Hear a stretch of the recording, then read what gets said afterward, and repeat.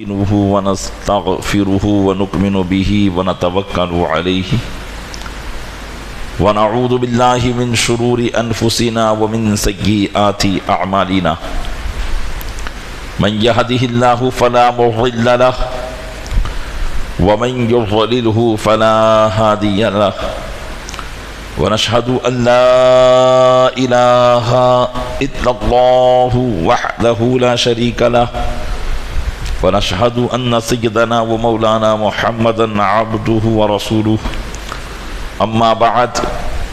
فأعوذ بالله من الشيطان الرجيم بسم الله الرحمن الرحيم وَلَنَبْلُوَنَّكُمْ بِشَيْءٍ مِّنَ الْخَوْفِ وَالْجُوعِ وَنَقْصٍ مِّنَ الْأَمْوَالِ وَالْأَنفُسِ وَالثَّمَرَاتِ وَبَشِّرِ الصَّابِرِينَ آمنت بالله صدق الله مولانا العظيم وبلغنا رسوله النبي الأمين المكين الكريم ونحن على ذلك لمن الشاهدين والشاكرين والحمد لله رب العالمين۔ آئیے سب سے پہلے ہم اور آپ آقا انعامدار مدینے کے تاجدار دونوں عالم کے مالک و مختار نائب پروردگار گلشن ہستی کی اولی فصل بہار کے دربار گوہر بار میں درود پاک کا قیمتی ہار پیش کریں۔ اللہم صلی علی سیدنا شفیعنا نبینا مولانا محمد معدن الجود والکرم وآلہ وبارک وسلم۔ عقیدت و محبت کے ساتھ ایک مرتبہ اور پڑھیں اللہم صلی علی سیدنا شفیعنا نبینا مولانا محمد معدن الجود والکرم وآلہ وبارک وسلم۔ گنبد خضراء کے تصور کے ساتھ ایک مرتبہ اور پڑھیں اللہم صلی علی سیدنا شفیعنا نبینا مولانا محمد معدن الجود والکرم منبع العلم والحلم والحکم وآلہ واصحابہ وبارک وسلم صلاۃ و سلاما سرمدا دائما ابدا علیک یا رسول اللہ۔ الحمدللہ عز وجل ہم اور آپ اپنے آقا و مولا جناب امام علی مقام امام تشنا کام امام حسین رضی اللہ تعالیٰ عنہ اور آپ کے دیگر رفقا شہداء کربلا و اسیران کربلا کی بارگاہ میں خراج عقیدت پیش کرنے کے لیے حاضر ہوئے ہیں۔ اللہ تبارک و تعالیٰ اپنے محبوب صلی اللہ علیہ وسلم کے صدقے میں ہمارا یہاں جمع ہونا اپنی بارگاہ میں قبول فرمائے اور ہماری ان محفلوں کو ہمارے لیے ذریعہ نجات بنائے، آمین بجاہ النبی الامین صلی اللہ تعالیٰ علیہ وآلہ واصحابہ وبارک وسلم۔ حضرت امام علی مقام امام حسین رضی اللہ تعالیٰ عنہ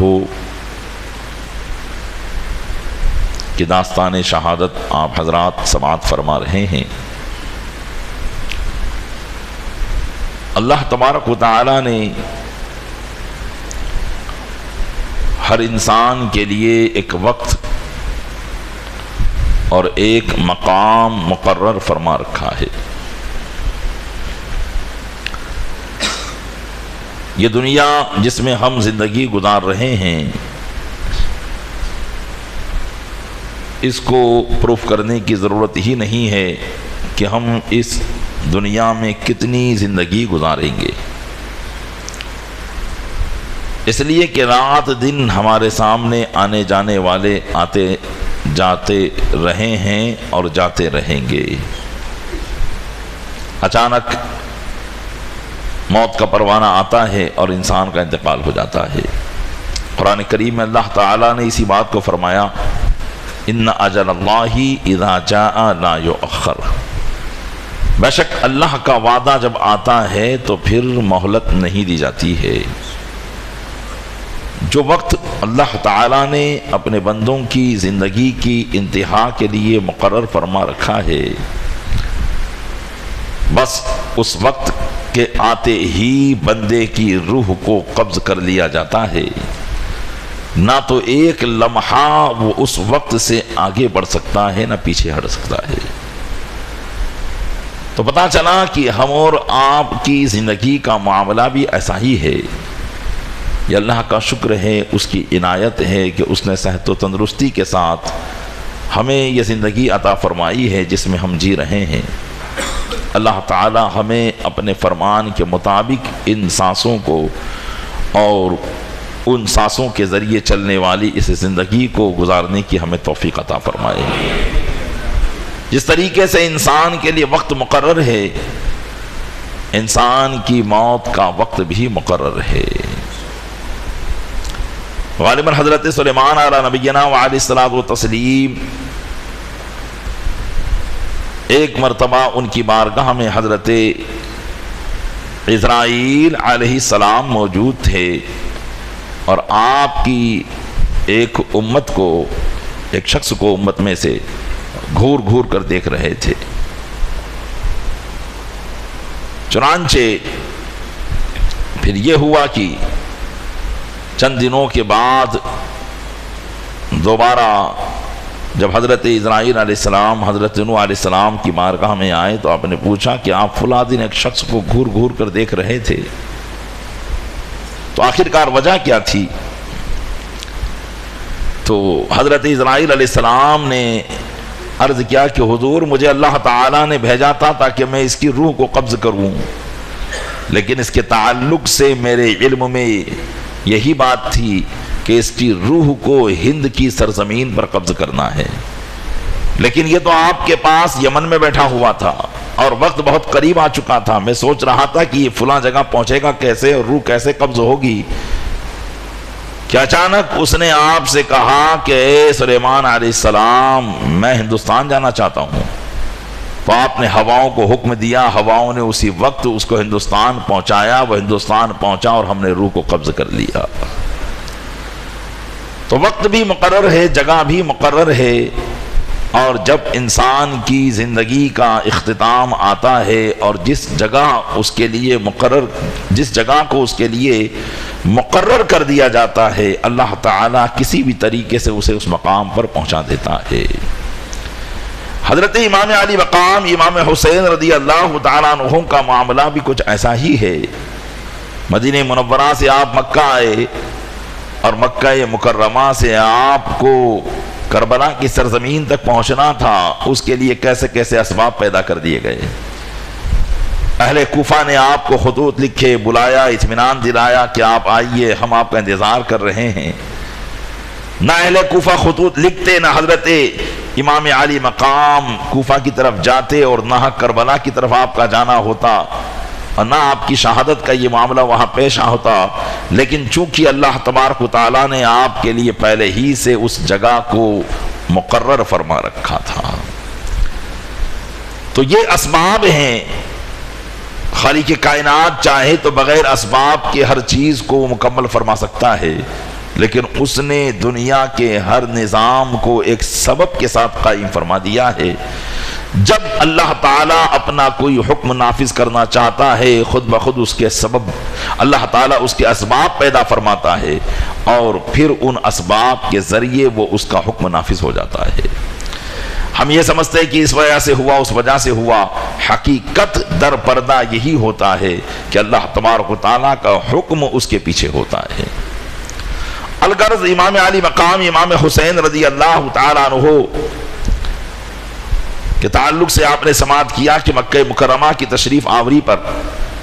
اہل کوفہ کے خطوط، جن کی تعداد تقریباً 53 کے قریب تھی، آپ کے پاس پہنچے، اور آپ نے ان کے خطوط پر اعتماد کرتے ہوئے حضرت امام مسلم بن عقیل کو اپنا وکیل اور اپنا نائب بنا کر بھیجا تاکہ وہاں کے حالات کا معائنہ کیا جائے، تجزیہ کیا جائے، اور جیسے حالات ہو پھر امام علی مقام کا وہاں جانا ہو۔ امام مسلم بن عقیل رضی اللہ تعالیٰ عنہ نے اہل کوفہ کے پہلے رویوں سے یہی اندازہ لگا لیا کہ یہ امام علی مقام امام حسین رضی اللہ تعالیٰ عنہ کے دست مبارک پر بیعت کرنے کے لیے تیار ہیں، اور یہ یقیناً ہر ممکن حضرت امام حسین کا ساتھ دیں گے۔ اس لیے حضرت امام مسلم بن عقیل رضی اللہ تعالیٰ عنہ نے امام علی مقام کے پاس ساری کارکردگی اور ساری معاملات بھیج دیے اور کہا کہ آپ تشریف لے آئے، یہاں کے حالات آپ کے موافق ہیں اور آپ کے لیے سازگار ہیں، اور یہاں کے لوگ آپ کے نام پر اپنی جان کو قربان کرنے کے لیے تیار ہیں۔ امام علی مقام رضی اللہ تعالیٰ عنہ کے پاس جب امام مسلم رضی اللہ تعالیٰ عنہ کا یہ خط پہنچا، اب آپ کے لیے شرعی طور پر کوئی عذر باقی نہ رہا، اس پر میں گزشتہ کل گفتگو کر چکا ہوں کہ شرعی امر جب کسی انسان کو پیش آتا ہے تو ساری معاملات کو چھوڑتے ہوئے آپ اس کو اس جواب داری کی طرف جانا ہوتا ہے۔ آپ نے اپنے گھر والوں کو کوفہ کی طرف کوچ کرنے کا حکم دیا، تیاریاں شروع ہوئی۔ ادھر اہل مکہ میں جو جلیل القدر صحابہ کرام تھے، حضرت عبداللہ بن عمر، عبداللہ بن زبیر، حضرت جابر بن عبداللہ، حضرت ابو واقد لیثی اور حضرت عبداللہ بن عباس رضی اللہ تعالیٰ عنہ اجمعین، یہ دنیا اسلام کے اکابرین صحابہ میں اس وقت موجود تھے۔ ان کو جب پتا چلا کہ امام حسین رضی اللہ تعالیٰ عنہ کوفہ جانے کی تیاری کر رہے ہیں، سب نے آپ کو سمجھایا، لیکن آپ نے ہر ایک کی بات کو ٹال دیا اور فرمایا کہ نہیں، ہمیں جانا ہی ہوگا۔ حضرت عبداللہ بن زبیر رضی اللہ تعالیٰ عنہ نے امام حسین رضی اللہ تعالیٰ عنہ سے کچھ زیادہ باتیں کی اور کہا کہ حضور، آپ وہاں کے لوگوں پر کیسے بھروسہ کر رہے ہیں جبکہ اس سے پہلے وہ آپ کے والد گرامی مولا کائنات کے ساتھ بھی بے وفائی کر چکے ہیں اور امام حسن کے ساتھ بھی بے وفائی کر چکے ہیں، پھر بھلا آپ کیسے ان پر اعتماد رکھتے ہیں؟ حضرت امام حسین رضی اللہ تعالیٰ عنہ نے ایک راز سے پردہ اٹھاتے ہوئے ارشاد فرمایا اور ایک حدیث پاک انہوں نے بیان کی۔ آپ نے کہا کہ حدثنی ابی ان لمکۃ کبشا یستحل حرمتها فما احب ان اکون انا ذلک الکبش۔ آپ نے فرمایا کہ مجھے میرے والد گرامی حضرت مولا کائنات نے یہ حدیث بیان کی ہے کہ ایک مینڈھا ہوگا جو مکہ مکرمہ کی حرمت کو حلال کر دے گا، لہذا میں نہیں چاہتا کہ وہ مینڈھا میں ہی ہوں۔ اور دوسری بات یہ بھی تھی، حضرت امام حسین رضی اللہ تعالیٰ عنہ کی جب راستے میں فرزدق سے ملاقات ہوئی جو اس وقت کا بڑا شاعر تھا، اس نے جب پوچھا کہ امام علی مقام یہ تو حج کا وقت ہے، اس لیے کہ آپ 3 ذی الحجہ کو، بقرہ عید کی 3 تاریخ کو، جبکہ دنیا کے قافلے مکہ مکرمہ کی طرف حج کی ادائیگی کے لیے آتے ہیں اور امام حسین رضی اللہ تعالیٰ عنہ بغیر حج کیے مکہ مکرمہ سے تشریف لے جا رہے تھے، تو فرزدق شاعر جس کی ملاقات آپ سے راستے میں ہوئی اور اس نے جب آپ سے پوچھا کہ آپ کیوں ایسے موقع پر جا رہے ہیں جبکہ سب لوگ تو حج کے لیے جا رہے ہیں، تو آپ نے فرمایا کہ اگر میں مکہ سے نہ گیا تو مجھے وہیں گرفتار کر لیا جائے گا۔ یہ خدشات امام حسین رضی اللہ تعالیٰ عنہ کے ذہن و دماغ میں تھے اور واقعی یزیدی معاملات اسی قسم کے تھے، اس لیے امام علی مقام چاہتے تھے کہ میری وجہ سے مکہ مکرمہ کی حرمت پامال نہ ہو، وہاں کا ادب پامال نہ ہو، کیونکہ امام حسین کو گرفتار کیا جاتا تو پھر اہل مکہ بھلا کیسے خاموش رہ سکتے تھے؟ وہاں قتل و قتال ہوتا، جنگ و جدال ہوتا، لڑائی ہوتی، اور امام حسین یہ نہیں چاہتے تھے کہ میری وجہ سے مکہ پاک کی حرمت کو پامال کر دیا جائے۔ اس لیے امام علی مقام امام حسین رضی اللہ تعالیٰ عنہ کے پاس اہل کوفہ کے خطوط تو تھے، لیکن سب سے بڑی وجہ جو تھی وہ یہ تھی تاکہ کوئی یہ نہ کہہ سکے کہ امام حسین رضی اللہ تعالیٰ عنہ کو جب بڑے بڑے صحابہ سمجھا رہے تھے تو وہ کیوں گئے۔ اصل وجہ وہ تھی جو انہوں نے بیان کی، تاریخ کے اوراق میں اس بات کو نقل کیا گیا ہے۔ الغرض امام حسین رضی اللہ تعالیٰ عنہ مکہ مکرمہ سے 3 ذی الحجہ کو نکلے، حضرت امام علی مقام کے ساتھ میں آپ کے گھر والوں میں سے جو جانے والے تھے ان میں 3 تو آپ کے صاحبزادے حضرت علی اوسط، جن کو امام زین العابدین رضی اللہ تعالیٰ عنہ کے نام سے یاد کیا جاتا ہے، ان کی عمر شریف اس وقت 22 سال کی تھی، اور آپ کے دوسرے فرزند حضرت علی اکبر جن کی عمر مبارک 18 سال کی تھی، اور آپ کے تیسرے فرزند حضرت علی اصغر رضی اللہ تعالیٰ عنہ جو اس وقت دودھ پیتے بچے تھے، اور آپ کی ایک صاحبزادی حضرت سکینہ رضی اللہ تعالی عنہا جن کی عمر پاک اس وقت 6 سال کی تھی، اور جن کی نسبت یعنی سگائی حضرت امام قاسم رضی اللہ تعالی عنہ سے ہو چکی تھی۔ البتہ بعض راویوں نے یہ روایت کیا کہ حضرت قاسم کے ساتھ ان کا نکاح کربلا کے میدان میں ہوا تھا، یہ غلط روایتیں ہیں، بلکہ آپ کا نکاح بعد میں حضرت مصعب بن زبیر رضی اللہ تعالی عنہ سے ہوا۔ حضرت قاسم تو کربلا کے میدان میں شہید ہو گئے تھے۔ الغرض یہ حضرت امام علی مقام کے شہزادگان اور شہزادی، 3 شہزادے اور 1 شہزادی، اور آپ کی 2 زوجہ محترمہ آپ کے ساتھ میں تھی، اور حضرت امام حسن رضی اللہ تعالیٰ عنہ کے صاحبزادوں میں حضرت قاسم، حضرت عمر، حضرت ابو بکر، 3 شہزادے آپ کے تھے، اور تینوں کے 3 جو ہے یہاں پر شہید ہو گئے، اور دیگر شہزادے بھی تھے لیکن وہ چھوٹی عمر کے تھے، لیکن حضرت عمر، حضرت ابو بکر اور حضرت قاسم یہ حضرت امام حسن رضی اللہ تعالیٰ عنہ کے شہزادے تھے۔ اسی طریقے سے حضرت مولا کائنات علی مرتضیٰ رضی اللہ تعالیٰ عنہ کے شہزادے جو حضرت امام حسین کے بھائی ہیں لیکن دوسری ماں کے، حضرت خاتون جنت فاطمہ الزہرا رضی اللہ تعالیٰ عنہ کے وطن اقدس سے یہ نہیں تھے، بلکہ ان کی وفات کے بعد مولا کائنات نے جو دیگر شادیاں کی ان سے جو بیٹے پیدا ہوئے ان میں سے 5 فرزند ارجمند مولا کائنات کے حضرت امام علی مقام کے ساتھ میں تھے، حضرت عباس جن کو حضرت عباس علمبردار کے نام سے یاد کیا جاتا ہے، اور حضرت عثمان، حضرت عبداللہ بن علی، حضرت محمد بن علی اور حضرت جعفر بن علی رضی اللہ تعالیٰ عنہم، یہ 5 کے 5 مولا کائنات کے شہزادے تھے، اور 5 نے اپنے بھائی امام حسین رضی اللہ تعالیٰ عنہ کے لیے اپنی جان کو قربان کربلا میں کر دیا تھا۔ اسی طریقے سے حضرت امام حسین کے چچا حضرت عقیل بن ابی طالب رضی اللہ تعالیٰ عنہ، ان کے بھی 3 فرزند تھے، 3 صاحبزادے، یہ بھی امام علی مقام کے ساتھ کربلا جانے والے تھے۔ اسی طریقے سے حضرت جعفر بن ابی طالب حضرت مولا کائنات رضی اللہ تعالیٰ عنہ کے دوسرے بھائی، ان کے 2 پوتے یہ حضرت امام حسین کے سگے بھانجے بھی تھے، اس لیے کہ حضرت عبداللہ بن جعفر رضی اللہ تعالیٰ عنہ کا نکاح حضرت امام حسین کی سگی بہن حضرت زینب رضی اللہ تعالیٰ عنہ سے ہوا تھا، تو انہی کے یہ 2 صاحبزادے تھے، حضرت محمد اور حضرت عون رضی اللہ تعالیٰ عنہ، یہ دونوں شہزادے حضرت امام حسین کے بھانجے بھی تھے اور آپ کے چچا کے پوتے بھی تھے، آپ کے ساتھ میں جو ہے کربلا معلی تشریف لے گئے تھے۔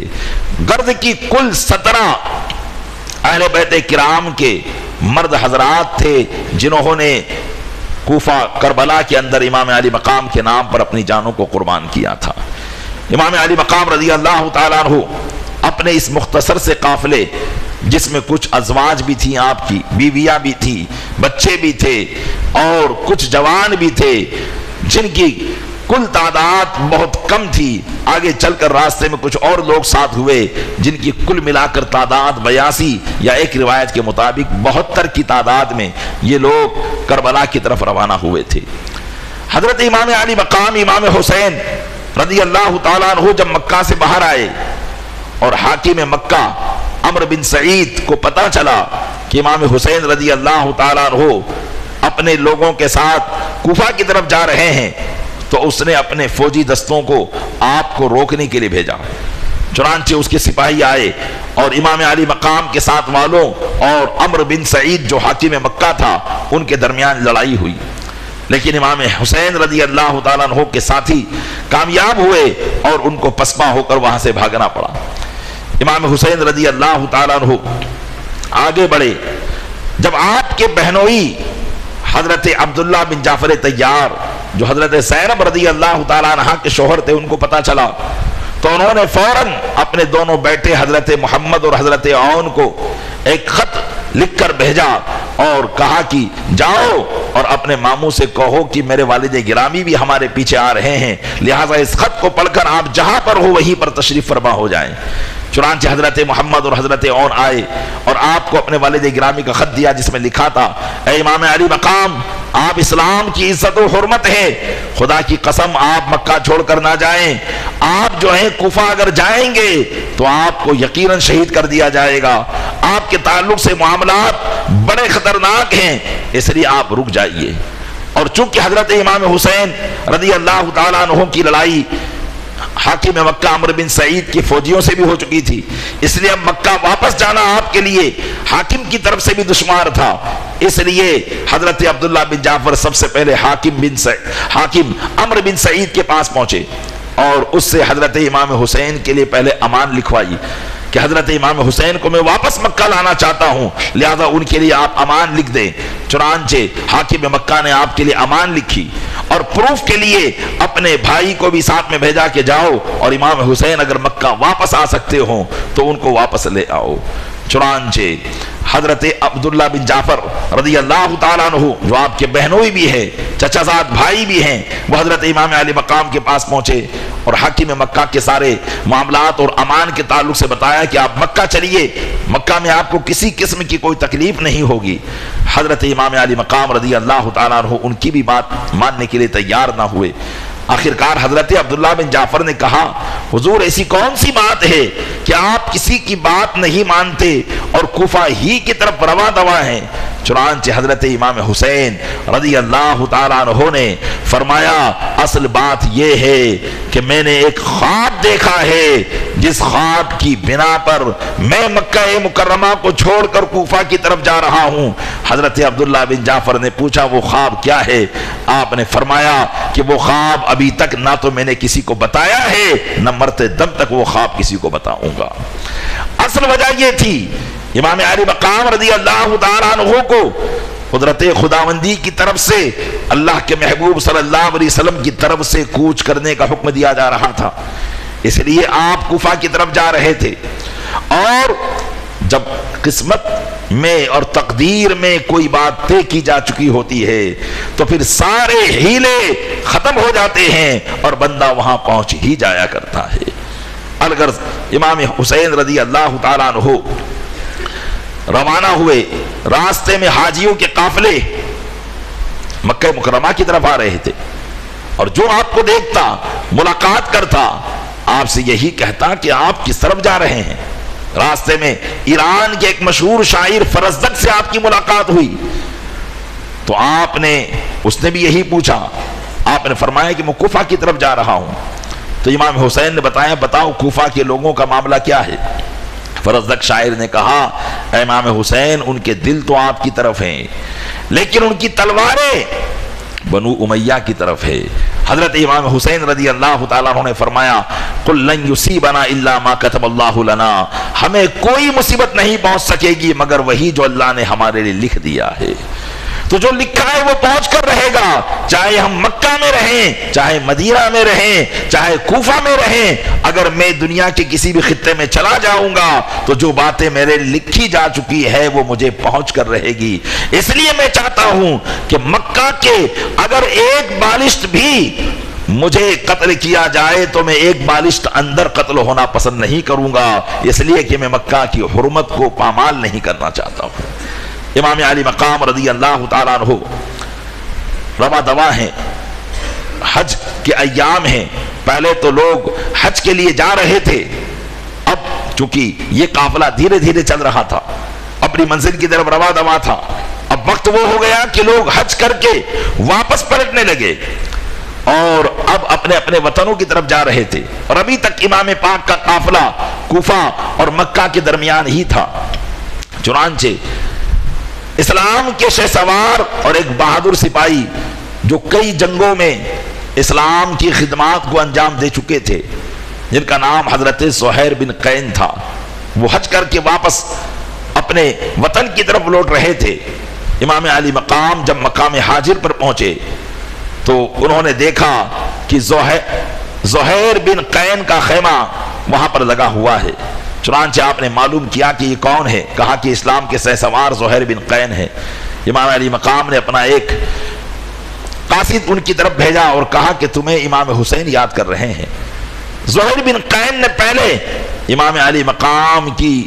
بات پر اور ان کے بلاوے پر کوئی توجہ نہیں دی اور ایسے ہی جو ہے معاملہ ٹال دیا۔ جب زہیر بن قین کی بیوی کو پتا چلا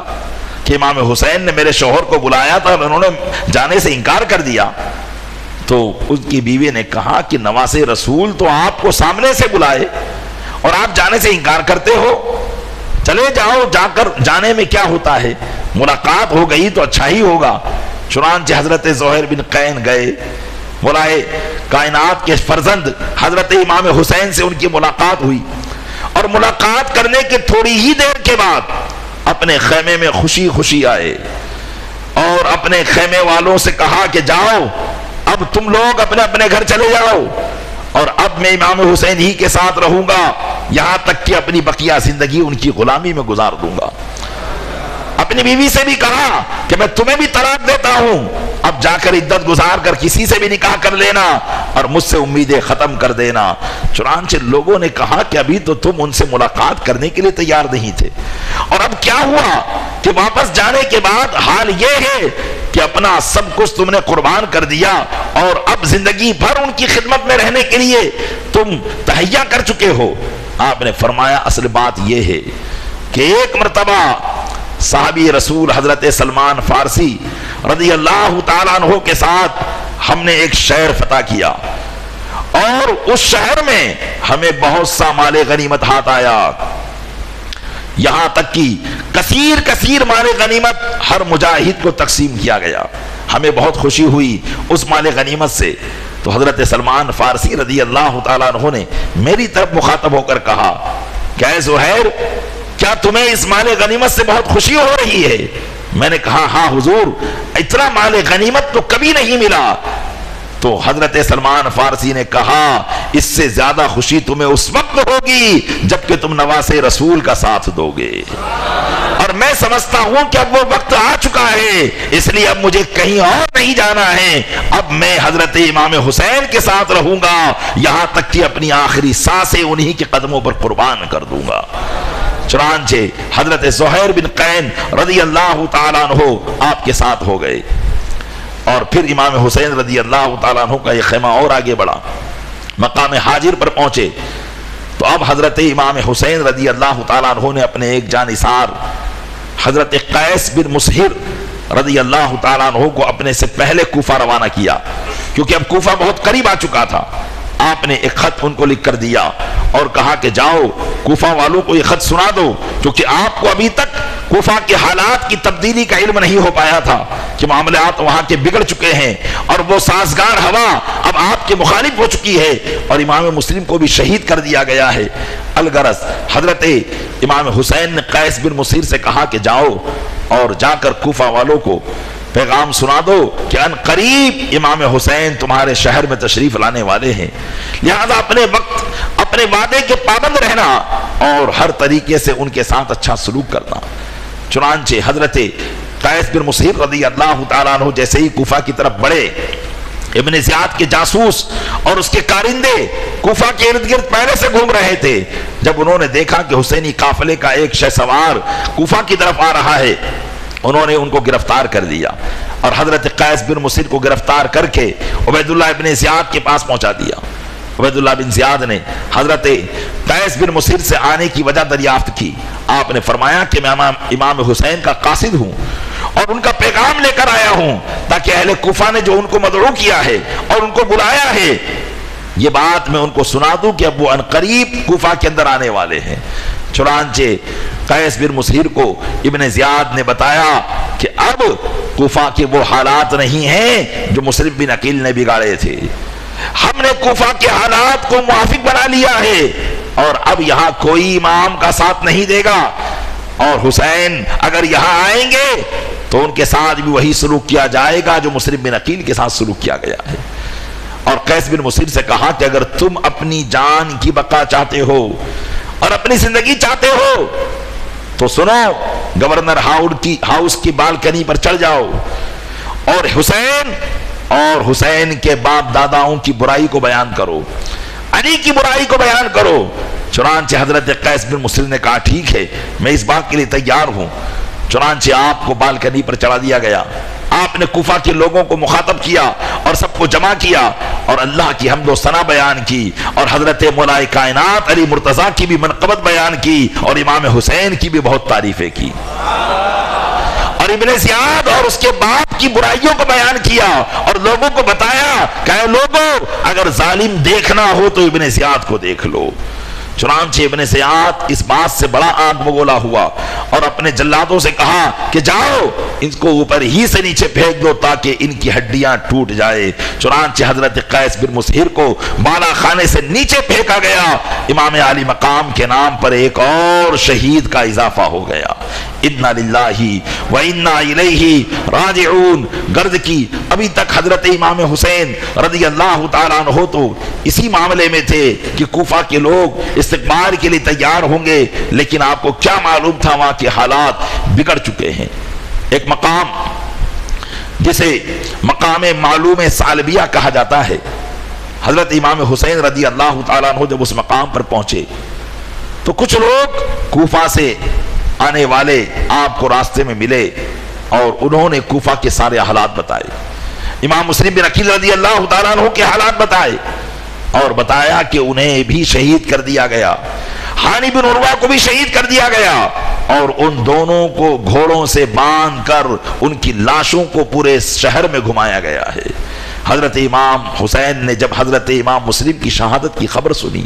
3 مرتبہ زور سے انا للہ و انا الیہ راجعون پڑھا اور آپ کا چہرہ غم میں تبدیل ہو گیا. چنانچہ حضرت امام مسلم کے بھائی حضرت عقیل رضی اللہ تعالیٰ عنہ کے دوسرے بھائی آپ کے ساتھ موجود تھے. انہوں نے کہا اے امام حسین، اب تو ہم اپنے بھائی مسلم بن عقیل کا بدلہ یہاں سے لے کر آئیں گے.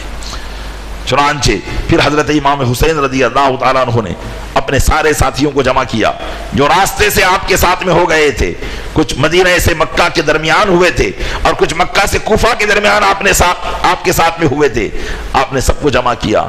اور فرمایا کہ دیکھو، کوفہ کے جو حالات سمجھ کر ہم جا رہے تھے، اب ہمارے لیے کوفہ کے وہ حالات نہیں ہیں، وہاں کے حالات بگڑ چکے ہیں. اس لیے اب اگر تم میں سے کوئی جانا چاہتا ہو تو چلے جائے، کیونکہ اب وہ حالات سمجھ کر جو آپ جا رہے تھے وہ حالات نہیں ہے. ان میں سے جو لوگ راستے میں آپ کے ساتھ میں ہو گئے تھے، ان میں سے کئی لوگ آپ کو چھوڑ کر چلے گئے. اب آپ کے ساتھ صرف آپ کے نام پر قربان ہونے والے اور آپ سے سچی محبت کرنے والے ہی آپ کے ساتھ میں رہے. حضرت امام حسین رضی اللہ تعالیٰ عنہ جب قصر بنو مقاتل کے قریب کوہ ذی حشم پر پہنچے تو وہاں پر امام حسین رضی اللہ تعالیٰ عنہ نے دوپہر کا وقت تھا، اپنے ساتھیوں سے کہا کہ خیمہ باندھو اور آرام کرو، اس لیے کہ یہ حصہ بالکل کوفہ سے باہر تھا. اور ادھر ابن زیاد نے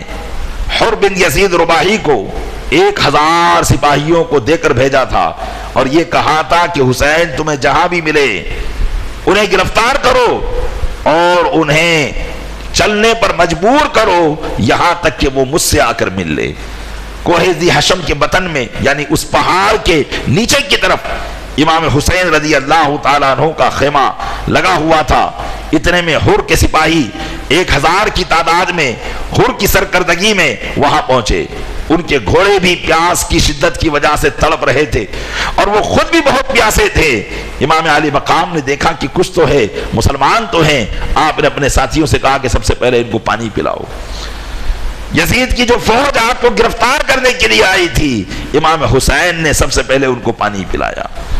اور کہا کہ پانی پیو. چنانچہ ان لوگوں نے پانی پیا. اتنے میں ظہر کا وقت ہوا. حضرت امام حسین رضی اللہ تعالیٰ عنہ باہر تشریف لائے اور ارشاد فرمایا کہ لوگوں، میں تو خود بخود یہاں نہیں آیا بلکہ تمہارے بلانے پر میں کوفہ آیا ہوں. اگر تم میرا یہاں پر آنا پسند نہیں کرتے تو مجھے میرا راستہ چھوڑ دو، میں واپس مدینہ منورہ کی طرف چلا جاؤں گا. انہوں نے چونکہ ابھی آپ کا احسان جو پانی پلانے کا تھا وہ تھا، اس لیے کسی نے کچھ نہیں کہا. جب کسی کی طرف سے کوئی جواب نہ ملا تو حضرت امام حسین رضی اللہ تعالیٰ عنہ نے فرمایا کہ بتاؤ، نماز ہمارے ساتھ پڑھو گے یا الگ نماز پڑھو گے؟ تو حر نے کہا کہ اے امام علی مقام، ہم آپ ہی کے ساتھ نماز پڑھیں گے. چنانچہ امام حسین نے پوری لشکر کو، اپنے بھی ساتھیوں کو اور ان کو بھی سب کو ظہر کی نماز پڑھوائی. نماز پڑھنے کے بعد جب عصر کا ٹائم آیا، عصر کے وقت بھی حضرت امام حسین نے امامت کی اور نماز پڑھائی. نماز پڑھنے کے بعد امام حسین پھر کھڑے ہوئے اور پھر ان کے سامنے وہی معاملات رکھے کہ مجھے خود بلایا گیا ہے خطوں کو لکھ کر اور ہم بغیر بلائے نہیں آئے ہیں، اس لیے اگر چاہتے ہو تو میں واپس یہاں سے چلا جاؤں. تو حر نے کہا کہ بخدا ہم آپ کو نہیں جانتے کہ آپ کون سے خطوں کی بات کر رہے ہیں. چنانچہ حضرت امام حسین نے ان خطوں کا تھیلا منگوایا اور ان کے سامنے انڈھیل دیا. تو تو وہ لوگ کہنے لگے کہ یہ خط تو ہم نے نہیں لکھے ہیں، یہ خط لکھنے والے کوئی اور ہیں۔ حضرت امام حسین رضی اللہ تعالیٰ عنہ نے فرمایا کہ تو پھر تم کیا چاہتے ہو؟ تو حر نے کہا کہ ہمیں یہ حکم دیا گیا ہے کہ جب تک ابن زیاد کا کوئی دوسرا حکم نہیں آ جاتا ہم آپ کے ساتھ میں رہیں اور آپ کو کسی بھی طرف جانے نہ دے۔ حضرت امام حسین رضی اللہ تعالیٰ عنہ نے فرمایا کہ اس سے بہتر تو اے حر تمہارا مر جانا تھا۔ چنانچہ اس نے کہا کہ آپ کے ساتھ مجھے سختی کرنے کا حکم نہیں دیا گیا ہے اور نہ ہی لڑائی کا حکم دیا گیا ہے، بس مجھے یہ حکم دیا گیا ہے کہ یا تو میں آپ کو گرفتار کر لوں اور گرفتار کر کے ابن زیاد تک پہنچا دوں یا پھر کوئی دوسرا حکم آئے۔ حضرت امام حسین نے فرمایا کہ تجھ پر تیری ماں روئے۔ تو حر نے کہا کہ اے امام میں آپ کو بھی وہی بات کہتا جو آپ نے مجھے کہا ہے، لیکن چونکہ آپ کی ماں میری ماں سے بدر جہاں بلند مرتبے والی ہیں اس لیے میں ان کے بارے میں کچھ نہیں کہہ سکتا۔ امام حسین نے فرمایا کہ جب تو ہمارے مرتبے کو جانتا ہے تو یہ سختی کیوں کر رہا ہے؟ اس نے کہا کہ میں حکومت کا پابند ہوں، جیسا مجھے کہا گیا ہے ویسا ہی کرنا ہے۔ غرض کی امام علی مقام رضی اللہ تعالیٰ عنہ نے فرمایا چل ایک کام کر کہ نہ تو ہم کوفہ کی طرف جاتے ہیں نہ ہم مدینے کی طرف جاتے ہیں، ہم بیچ کا راستہ اختیار کر لیتے ہیں۔ اس نے کہا ٹھیک ہے، جب تک ابن زیاد کا کوئی نیا حکم نہیں آ جاتا آپ بیچ کا راستہ اختیار کریں۔ چنانچہ حضرت امام علی مقام رضی اللہ تعالیٰ عنہ نہ مدینے کا راستہ اختیار کیا نہ کوفہ کا راستہ اختیار کیا، قادسیہ کی طرف ایک اور راستہ جاتا تھا، آپ نے اس راستے کی طرف اپنے لشکر کو کوچ کیا اور یہ بھی آپ کے پیچھے پیچھے تھے تاکہ کہیں اور آپ نہ جانے پائے۔ چنانچہ امام علی مقام رضی اللہ تعالیٰ عنہ مقام قصر بنو مقاتل پر پہنچے، رات کا وقت تھا، چلتے چلتے آپ کی آنکھ لگ گئی اور جیسے ہی آنکھ کھلی تو آپ زور سے انا للہ و انا الیہ راجعون پڑھ رہے تھے۔ حضرت امام زین العابدین رضی اللہ تعالیٰ عنہ آپ کے پیچھے ہی تھے، وہ فوراً گھوڑا دوڑا کر آپ کے پاس آئے اور عرض کیا کہ ابا جان آپ یہ اچانک کیا انا للہ پڑھ رہے تھے؟ آپ نے فرمایا کہ چلتے چلتے میری نیند لگ گئی تو میں نے دیکھا کہ خواب میں کوئی کہنے والا کہہ رہا ہے کہ یہ لوگ موت سے بھاگ رہے ہیں اور موت ان کا پیچھا کر رہی ہے۔ حضرت امام علی مقام نے فرمایا کہ بیٹا لگتا ہے اب ہماری وفات اور شہادت کا وقت قریب آ چکا ہے۔ تو حضرت امام زین العابدین نے کہا آپ فکر نہ کریں، اللہ آپ کی حفاظت فرمائے گا۔ حضرت امام حسین نے فرمایا تمہیں اللہ تعالیٰ وہ اجر دے جو ایک باپ کی طرف سے اس کے بیٹے کو ملا کرتا ہے۔ آپ تھوڑا اور آگے بڑھے، مقام نینوا پر پہنچے اور پھر یزید کی فوج آئی اور حر نے کہا کہ اب ان کو یہیں روک دو، ان کو آگے نہ بڑھنے دیا جائے۔ آپ نے فرمایا کہ تھوڑا اور آگے بڑھنے دو۔ اس نے کہا نہیں، جب تک کہ ہمارے لیے کوئی دوسرا حکم نہیں آ جاتا ہم آپ کو یہاں سے نہیں بڑھنے دیں گے۔ چنانچہ ایک شخص جو یزید جو کوفہ کی طرف سے ان کے پاس آ رہا تھا، یہ لوگ اس کے انتظار میں رک گئے کہ شاید یہ کوئی نیا پیغام لے کر آیا ہو۔ چنانچہ وہ حضرت امام علی مقام سے تو ملاقات نہ کر سکا اور ڈائریکٹ حر کے پاس گیا اور اس نے عبیداللہ ابن زیاد کا پیغام حر کو سنایا اور کہا کہ حسین اور ان کے ساتھی جہاں پہنچے ہوں وہیں پر ان کو روک دیا جائے، ان کو ایسی جگہ پر اترنے پر مجبور کیا جائے جہاں پانی کا نام و نشان نہ ہو، چٹیل میدان ہو،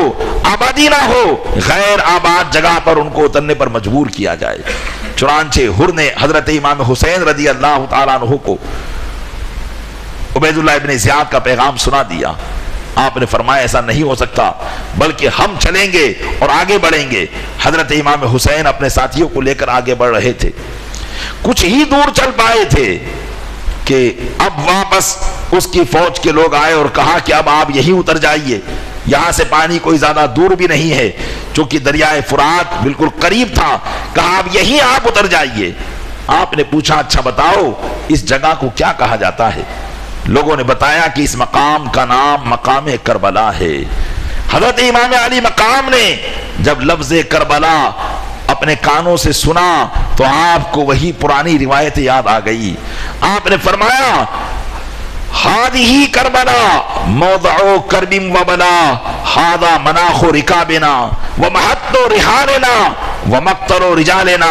آپ نے فرمایا یہی وہ جگہ ہے جہاں ہمارے قافلے اتارے جائیں گے، ساز و سامان اتارا جائے گا، اور ہماری سواریوں کو جہاں پر بٹھایا جائے گا، اور ہمارے مردوں کو جہاں قتل کر دیا جائے گا۔ چنانچہ حضرت امام علی مقام رضی اللہ تعالیٰ عنہ جب کربلا کے میدان میں پہنچے،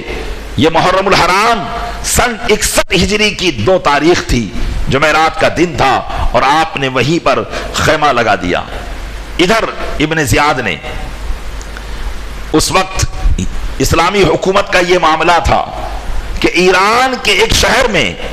کچھ لوگوں نے اسلامی حکومت کے خلاف بغاوت قائم کر دی تھی، اس لیے ابن زیاد نے عمرو بن سعد کو 4000 سپاہیوں کا لشکر دے کر بھیجا تھا کہ جاؤ اور اس بغاوت کو سرنگو کرو، ختم کرو، اگر تم نے وہاں کامیابی حاصل کی تو رے کی حکومت، رے یہ ایران کا ایک بڑا صوبہ تھا یا شہر تھا، وہاں کی حکومت تمہیں دلا دی جائے گی۔ عمرو بن سعد وہاں کے لیے روانہ ہو چکا تھا، لیکن ابن زیاد کو جب پتا چلا کہ حضرت امام حسین کربلا کے میدان پہنچ چکے ہیں اور وقت بالکل قریب آ چکا ہے کہ اب ان سے بیعت کا مطالبہ کیا جائے، تو ابن سعد کو واپس بلا لیا اور کہا کہ اب تمہیں ایران نہیں جانا ہے بلکہ تمہیں یہیں حسین سے لڑائی کرنا ہے۔ چونکہ عمرو بن سعد صحابی رسول حضرت سعد بن ابی وقاص رضی اللہ تعالیٰ عنہ کا بیٹا تھا، اور یہ حضرت سعد بن ابی وقاص وہ صحابی ہیں، ان 10 صحابہ میں ہیں کہ جن کو اللہ تبارک و تعالیٰ کے محبوب نے جیتے جی دنیا میں جنت کا مزدہ سنایا تھا۔ یہ جنتی کا بیٹا جہنمی عمرو بن سعد چونکہ جانتا تھا حضرت امام علی مقام کے مقام و مرتبے کو،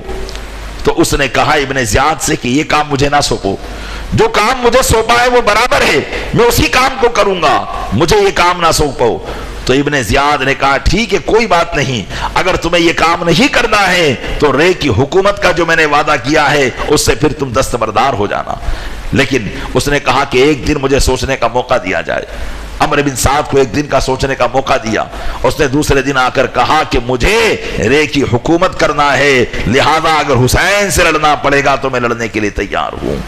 پیارے اسلامی بھائیوں، یہی بات ہے جب انسان کی نگاہوں پر دنیا غالب آ جاتی ہے تو پھر اسے نہ کوئی حق دکھائی دیتا ہے نہ مرتبہ دکھائی دیتا ہے، اور وہ دنیا کی چند ٹکے کی دولت کے پیچھے اپنے ایمان کو برباد کرنے کے در پہ ہو جاتا ہے۔ الغرض عمرو بن سعد 4000 کا لشکر لے کر محرم الحرام کی 3 تاریخ کو کربلا کے میدان میں پہنچ گیا، اور پھر اس کے بعد برابر کمکیں آتی رہی اور فوج آتی رہی، یہاں تک کہ تقریباً 22,000 کا لشکر جرار وہاں موجود ہو گیا۔ پیارے اسلامی بھائیو غور کیجئے، یہاں کون لوگ ہیں جو لڑنے والے ہیں، جن کی تعداد عورت اور مرد ملا کر اور بچے ملا کر 82 یا 72 کی تعداد ہیں، لیکن دشمن بھی جانتا ہے کہ یہ اگرچہ ظاہراً 82 یا 72 کی تعداد ہیں، لیکن اگر ان کے مقابلے میں لاکھوں بھی آ جائیں تو یہ شکست دے سکتے ہیں۔ دشمن کو بھی ان کی طاقت کا اندازہ تھا، اس لیے 22,000 کا لشکر ان کے مقابلے میں کربلا کے میدان میں اتار دیا گیا۔ عمرو بن سعد نے حضرت امام علی مقام کے پاس اپنا پیغام بھیجا اور کہا کہ پوچھو وہ یہاں کیوں آئے ہیں۔ چنانچہ ایک شخص گیا اور اس نے بتایا کہ پوچھا کہ عمرو بن سعد جو لشکر کا آپ سپہ سالار ہے وہ پوچھ رہا ہے کہ آپ یہاں پر کیوں آئے۔ امام علی مقام نے اپنی وجہ بتائی کہ میں آیا نہیں، مجھے بلایا گیا ہے، اگر تم مجھے یہاں سے جانے دو تو میں چلا جاؤں گا۔ عمرو بن سعد نے یہ بات لکھ کر ابن زیاد کے پاس پہنچا دی اور کہا کہ حسین کا یہ کہنا ہے۔ ابن زیاد نے کہا ان کی کسی بات کو نہ سنا جائے بلکہ ان سے بیعت کا مطالبہ کیا جائے۔ حضرت امام علی مقام تک یہ بات پہنچی تو آپ نے عمرو بن سعد سے کہا، کیونکہ آپ جانتے تھے کہ یہ صحابی رسول کا بیٹا ہے، یہ بھی مدینہ منورہ کا رہنے والا ہے، کم سے کم شہری قرابت تو تھی، کیونکہ ابن زیاد سے آپ کے وہ تعلقات نہیں تھے، ابن زیاد تو شامی تھا اور یہ حجازی تھا، اس لیے آپ نے اس سے یہ کہا کہ عمرو بن سعد ایسا ہو تو آج رات ہم دونوں تنہائی میں کچھ باتیں کریں۔ چنانچہ عمرو بن سعد تیار ہو گیا اور اپنے لشکر سے 20 سواروں کے ساتھ دونوں لشکروں کے بیچ میں آیا حضرت امام حسین بھی اپنے 20 ساتھیوں کے ساتھ دونوں لشکروں کے بیچ میں آئے، دونوں کے درمیان کچھ دیر تک بات چلی۔ امام علی مقام رضی اللہ تعالیٰ عنہ نے ابن سعد کے سامنے 3 پیشکش پیش فرمائی۔ آپ نے کہا نمبر 1، پہلی بات میری یہ ہے کہ اگر مجھے کسی اور قسم کا معاملہ نہیں کرنا ہے تو میں جہاں سے آیا ہوں مجھے وہیں پر واپس بھیج دیا جائے تاکہ معاملات ختم ہو جائے۔ میں اپنی زندگی کے آخری لمحات اپنے نانا جان کے شہر عزیز میں گزار کر ختم کر دوں گا، اور اگر یہ بات میری تسلیم نہیں کی جاتی تو پھر مجھے کسی سرحدی مقام پر بھیج دیا جائے، یعنی اسلامی حکومت کی جہاں باؤنڈریاں ہیں، سرحد ہیں، اس پر بھیج دیا جائے جہاں مجھے کوئی پہچانتا نہ ہو، میں اسی مقام پر جا کر اپنی زندگی گزار دوں گا۔ اور تیسری بات یہ ہے کہ اگر اس پر بھی عمل نہ کیا جائے تو تیسری شرط یہ ہے کہ مجھے خود دمشق بھیج دیا جائے تاکہ میں خود یزید سے ملاقات کر کے اور جو بھی اس کے معاملات ہیں ہم نمٹ لیں۔ جس طریقے سے میرے بھائی حضرت امام حسن نے امیر معاویہ سے صلح کر لی تھی، میں بھی اس کے پاس جا کر سارے معاملات کو طے کر دوں گا۔ ابن سعد نے کہا کہ آپ کی پیشکش بہت اچھی ہے، لہذا اس نے فوراً یہ تینوں شرطیں ابن زیاد کے پاس جو کوفہ کا گورنر تھا اس کے پاس بھیجی اور کہا کہ اللہ تعالیٰ نے لڑائی کی آگ کو ٹھنڈا کر دیا ہے اور بات صلح ہونے کے قریب آ گئی ہے، لہذا ان 3 شرطوں میں سے کوئی ایک شرط ضرور ہمیں مان لینی چاہیے۔ ابن زیاد کے پاس جب یہ پیغام پہنچا تو ابن زیاد بھی اس پیغام سے خوش ہوا اور اس نے کہا کہ ایک ایسے شخص کا مشورہ ہے جو اپنے حاکم کی بہتری کو چاہتا ہے، لہذا اس نے کہا ٹھیک ہے ان 3 شرطوں میں سے کسی ایک بات کو ماننے کے لیے ضرور تیار ہو جانا چاہیے۔ اتنے میں جب وہ خط وہاں پہنچا، پیغام وہاں پہنچا، وہاں پر شمر ذی الجوشن خبیث موجود تھا۔ اس نے کہا ابن زیاد یہ کون سی بات تم ماننے کی بات کر رہے ہو؟ قسم خدا کی ابھی یہ تمہارے قبضے میں ہیں اور تمہاری جو ہے حکومت کے تحت ہیں، اگر یہ یہاں سے نکل کر چلے گئے تو میدان بھی ان کا ہوگا اور طاقت بھی ان کی ہوگی۔ ان سے کوئی دوسری بات نہ کی جائے، ان سے صرف یہی بات کی جائے کہ یا تو یزید کے ہاتھ پر بیعت کرو یا پھر لڑنے مرنے کے لیے تیار ہو جاؤ۔ اور رہی بات ابن سعد کی، تو ابن سعد کے تعلق سے آپ اتنا اچھا گمان نہ رکھے، اس لیے کہ میں نے تو سنا ہے کہ حسین اور وہ دونوں رات میں دیر دیر بیٹھ کر باتیں کرتے رہتے ہیں، اس لیے اس کی بات میں نہ آنا۔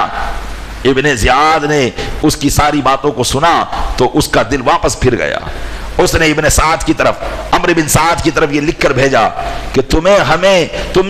ہم نے کوئی صلح کرنے کے لیے نہیں بھیجا ہے، تمہیں جو کام سونپا گیا ہے وہ کام کرو اور جو بات بتائی گئی ہے وہی کام کیا جائے، اس کے علاوہ کوئی دوسرا راستہ نہ نکالا جائے۔ تمہیں کہا گیا ہے کہ اگر تمہیں یا تو یزید کی بیعت کا مطالبہ کرو یا پھر ان سے لڑو۔ چنانچہ شمر یہ پیغام لے کر پہنچا اور شمر کو یہ کہہ دیا کہ اگر ابن سعد ماننے کے لیے تیار نہ ہو، اس بات کو نہ مانے، تو پھر تم لشکر کے سپہ سالار ہو اور ابن سعد کو وہاں سے برخاست کر دینا۔ چنانچہ شمر ذی الجوشن عبید اللہ ابن زیاد کا پیغام لے کر کربلا پہنچا، عمرو بن سعد سے یہ ساری باتیں کہی تو عمرو بن سعد نے کہا تو نے ہی ابن زیاد کو بھڑکایا ہوگا، ورنہ ابن زیاد میری بات ٹالے ایسا کبھی نہیں ہو سکتا ہے۔ الغرض شمر نے کہا یہ سب باتیں کرنے کی ضرورت نہیں ہے، تم بتاؤ تمہیں کیا کرنا ہے، تمہیں رے کی حکومت چاہیے یا تمہیں امام حسین سے جو ہے صلح کرنا ہے؟ ابن سعد نے کہا یقیناً میں رے کی حکومت لے کے رہوں گا اور میں ہی جنگ کروں گا اور ایسی جنگ کروں گا جس میں سروں کی بارش ہوگی۔ یہ کہنے کے بعد اس نے جو ہے اپنے لشکر کو حکم دے دیا کہ وہ حسینی خیمے پر حملہ کر دے۔ یہاں تک بات ہوتے ہوتے محرم الحرام کی 9 تاریخ آ گئی تھی اور امام حسین امام علی مقام رضی اللہ تعالیٰ عنہ 9 تاریخ کو عصر کی نماز کے بعد اپنے خیمے کے باہر اپنی تلوار پر سر کا ٹیکا لگا کر بیٹھے ہوئے تھے کہ آپ کی نیند لگ گئی۔ اتنے میں خیمے کے باہر جب یزیدی لشکروں کا شور شرابہ سنا تو حضرت زینب رضی اللہ تعالیٰ عنہ آپ کے پاس آئی اور کہنے لگی کہ بھائی جان دیکھو تو کیا حال ہے، یہ یزیدی لشکر کی طرف سے شور شرابے کی آواز کیوں آ رہی ہے؟ حضرت امام حسین رضی اللہ تعالیٰ عنہ جاگ گئے اور آپ نے حضرت عباس کو بلایا اور فرمایا کہ جاؤ پوچھو کیا بات ہے۔ چنانچہ حضرت عباس گئے اور پوچھا تو بتایا گیا کہ یا تو یزید کی بیعت کرنے کے لیے آپ تیار ہو جاؤ، آپ نے جو شرائط پیش کیے تھے آپ کے وہ شرائط رد کر دیے گئے ہیں، یا پھر آپ مرنے کے لیے تیار ہو جاؤ یا لڑنے کے لیے تیار ہو جاؤ۔ حضرت عباس نے یہ باتیں آ کر بتائی۔ حضرت امام حسین نے کہا ان سے کہو کہ ایک رات ہمیں اللہ کی عبادت کا موقع دے دیں، یہ جانتے ہیں کہ حسین نماز سے کتنی محبت کرتا ہے۔ چنانچہ حضرت عباس گئے اور یزید لشکر کو پکار کر کہا کہ اے لوگو، امام حسین ایک رات کی مہلت مانگتے ہیں، اگر تمہیں لڑنا ہے تو کل صبح جنگ ہوگی، آج ایک رات عبادت کا موقع دے دیا جائے۔ عمرو بن سعد کی طرف سے اعلان آیا کہ ٹھیک ہے، ہم ایک رات کی مہلت ان کو دیتے ہیں۔ ادھر حضرت امام حسین فرماتے ہیں حضرت زینب سے کہ بہن ابھی ابھی میری آنکھیں لگ گئی تھی، میں نے دیکھا کہ نانا جان صلی اللہ علیہ وسلم خواب میں تشریف لائے اور مجھے ارشاد فرماتے ہیں یا بنیا انک تروح الینا، اے میرے پیارے بیٹے بے شک ان قریب تم ہماری طرف آنے والے ہو۔ حضرت زینب کہتی ہے بھائی جان ایسی بات نہ کرے، یا ویلتا، ہائے مصیبت، وہ کہنے لگی۔ آپ نے فرمایا اب اللہ جو چاہے گا وہی ہوگا۔ پھر حضرت امام علی مقام اپنے خیمے میں آئے، مغرب کی نماز ادا کی گئی، عشاء کی نماز ادا کی گئی۔ عشاء کی نماز کے بعد آپ نے اپنے سارے ساتھیوں کو جمع کیا، اللہ کی حمد و ثنا بیان کرنے کے بعد آپ نے ارشاد فرمایا کہ روئے زمین پر اپنے ساتھیوں سے زیادہ وفادار میں کسی اور کو نہیں دیکھتا ہوں، سب سے زیادہ وفاداری اگر کسی کے ساتھیوں میں ہے تو وہ میرے ساتھیوں میں ہے۔ اے لوگو یاد رکھو یہ یزیدی میرے خون کے پیاسے ہیں، یہ مجھے شہید کر لیں گے، ان کی آنکھیں ٹھنڈی ہو جائیں گی، ان کا کلیجہ ٹھنڈا ہو جائے گا، لہٰذا آپ لوگ میرے پیچھے اپنی جان نہ گواؤ، بلکہ خاموشی کے ساتھ، رات کی تاریکی ہے، اپنے اپنے گھر کی طرف چلے جاؤ، زندگی گزار لینا، جیسا بھی ہو زندگی گزار لینا۔ حضرت امام حسین رضی اللہ تعالیٰ عنہ نے چراغ گل کر دیا تاکہ رات کے اندھیرے کے اندر جسے نکلنا ہو وہ نکل جائے۔ حضرت امام حسین رضی اللہ تعالیٰ عنہ کے یہ وہ وفادار ساتھی تھے جو کبھی بھی آپ کو تنہا دشمنوں کے نرغے میں چھوڑ کر جانے کا خیال بھی نہیں لا سکتے تھے۔ چنانچہ ایک کے بعد ایک کھڑے ہوئے اور اپنے اپنے تاثرات دینے لگے۔ حضرت مسلم بن اوسجہ اسدی رضی اللہ تعالیٰ عنہ کھڑے ہوئے اور کہنے لگے امام کیسی بات کرتے ہیں، آپ یہ چاہتے ہیں کہ یزیدی آپ کو ختم کر دے اور ہم زندہ رہیں؟ قسم خدا کی آپ کے بعد زندہ رہنا ہماری زندگی کے لیے معاملات میں مصیبت سے زیادہ اور کوئی بات نہیں ہوگی۔ ہم تو یہ چاہتے ہیں کہ اللہ تعالی ہمیں اتنی طاقت دے کہ جب تک ہماری جان میں جان ہے دشمن کے سپاہی کا کوئی بھی وار آپ تک نہیں پہنچنے پائے۔ اسی طرح حضرت زہر بن قین نے بھی اپنی داد شجاعت دی، وفاداری کا ثبوت دیا اور حضرت امام حسین رضی اللہ تعالیٰ عنہ سے یہ کہا کہ امام آپ کو ہم کبھی بھی چھوڑ کر نہیں جائیں گے۔ حضرت امام حسین رضی اللہ تعالیٰ عنہ نے جب اپنے ساتھیوں کی طرف سے یہ وفاداری کی باتیں سنی، آپ خوش ہوئے اور سب کو دعائیں دی اور کہا سب اللہ کی بارگاہ میں عبادت میں مشغول ہو جاؤ۔ چنانچہ شب عاشوراء محرم کی 10ویں رات امام علی مقام کے تمام ساتھیوں نے خیمے کے اندر اللہ کی عبادت و ریاست میں گزاری، سجدوں نے خوب، پیشانیوں نے خوب سجدے کے مزے لیے اور خوب قرآن کی تلاوتیں کی گئی، یہاں تک کہ فجر کا وقت ہوا، فجر کی نماز پڑھی گئی۔ فجر کی نماز پڑھنے کے بعد امام علی مقام رضی اللہ تعالیٰ عنہ نے اپنے نوجوانوں سے اور جو مرد حضرات تھے ان سے کہا کہ اب لڑائی کے لیے تیار ہو جاؤ۔ ادھر دشمنوں کی طرف سے جنگ کا نقارہ بجایا گیا، امام علی مقام رضی اللہ تعالیٰ عنہ نے اپنے ساتھیوں کو جمایا اور حضرت عباس علمبردار کو اپنے لشکر کا خیمہ عطا فرمایا۔ ادھر 22,000 کا تر و تازہ لشکر موجود ہے اور ادھر 3 دن کے بھوکے پیاسے امام علی مقام کے رفقا موجود ہیں جن کے پاس صحیح لڑنے کا سامان بھی نہیں ہے، کسی کے پاس تلوار ہے تو نیزہ نہیں ہے، نیزہ ہے کسی کے پاس تو تلوار نہیں ہے، بچاؤ کے لیے نہ تو کوئی زرہ ہے نہ کوئی ڈھال ہے، نہتے کرتے اور کپڑے پہن کر یہ امام علی مقام کے محبین اپنی جان کو امام علی مقام کے قدموں پر قربان کرنے کے لیے کھڑے ہوئے ہیں۔ حضرت امام علی مقام رضی اللہ تعالیٰ عنہ جب دونوں طرف سے لشکر آمنے سامنے ہو گئے اور لڑائی کی مکمل تیاری ہو گئی۔ امام علی مقام چونکہ رحمت للعالمین کے نواسے تھے، وہ رحمت للعالمین کے نواسے تھے جن کو اللہ تبارک و تعالیٰ نے ساری جہان کے لیے رحمت بنا کر بھیجا تھا، اس لیے رحمت کا مکمل حصہ آپ کے قلب اطہر میں موجود تھا۔ آپ نہیں چاہتے تھے کہ یہ لوگ میرے خون کی ہولی کھیل کر، میرے خون میں اپنے ہاتھ کو رنگین کر کے اللہ کے عذاب کو مول لے اور جہنم میں چلے جائیں۔ اس لیے امام علی مقام نے اتمام حجت کی۔ اتمام حجت کرنے کے لیے آپ اپنے گھوڑے پر تشریف فرما ہوئے اور گھوڑے کو ایڑ دی اور بیچ میدان میں پہنچے اور اللہ عز و جل کی حمد و ثنا کی، نبی کریم صلی اللہ علیہ وسلم پر درود و سلام بھیجا اور فرمایا کہ لوگو کیا تم مجھے نہیں جانتے ہو؟ میں کون ہوں؟ کیا آج روئے زمین پر کسی بھی نبی کا کوئی نواسا موجود ہے میرے علاوہ؟ اور میں تو خود تمہارے نبی کا نواسا ہوں۔ کیا تمہیں میرے نواسے ہونے پر شک ہے؟ اگر کسی کو شک ہے تو آج بھی مکہ مکرمہ میں بڑے بڑے صحابی موجود ہیں، جلیل القدر صحابہ موجود ہیں جو میری فضیلتوں کو جانتے ہیں۔ کیا تم نے نہیں سنا کہ نبی کریم صلی اللہ علیہ وسلم نے میرے اور میرے بھائی کے تعلق سے فرمایا تھا کہ یہ دونوں جنتی جوانوں کے سردار ہیں؟ کیا تمہیں معلوم نہیں کہ میرے بابا مولائے کائنات علی مرتضیٰ ہیں جنہیں اسد اللہ کے لقب سے ملقب کیا گیا تھا؟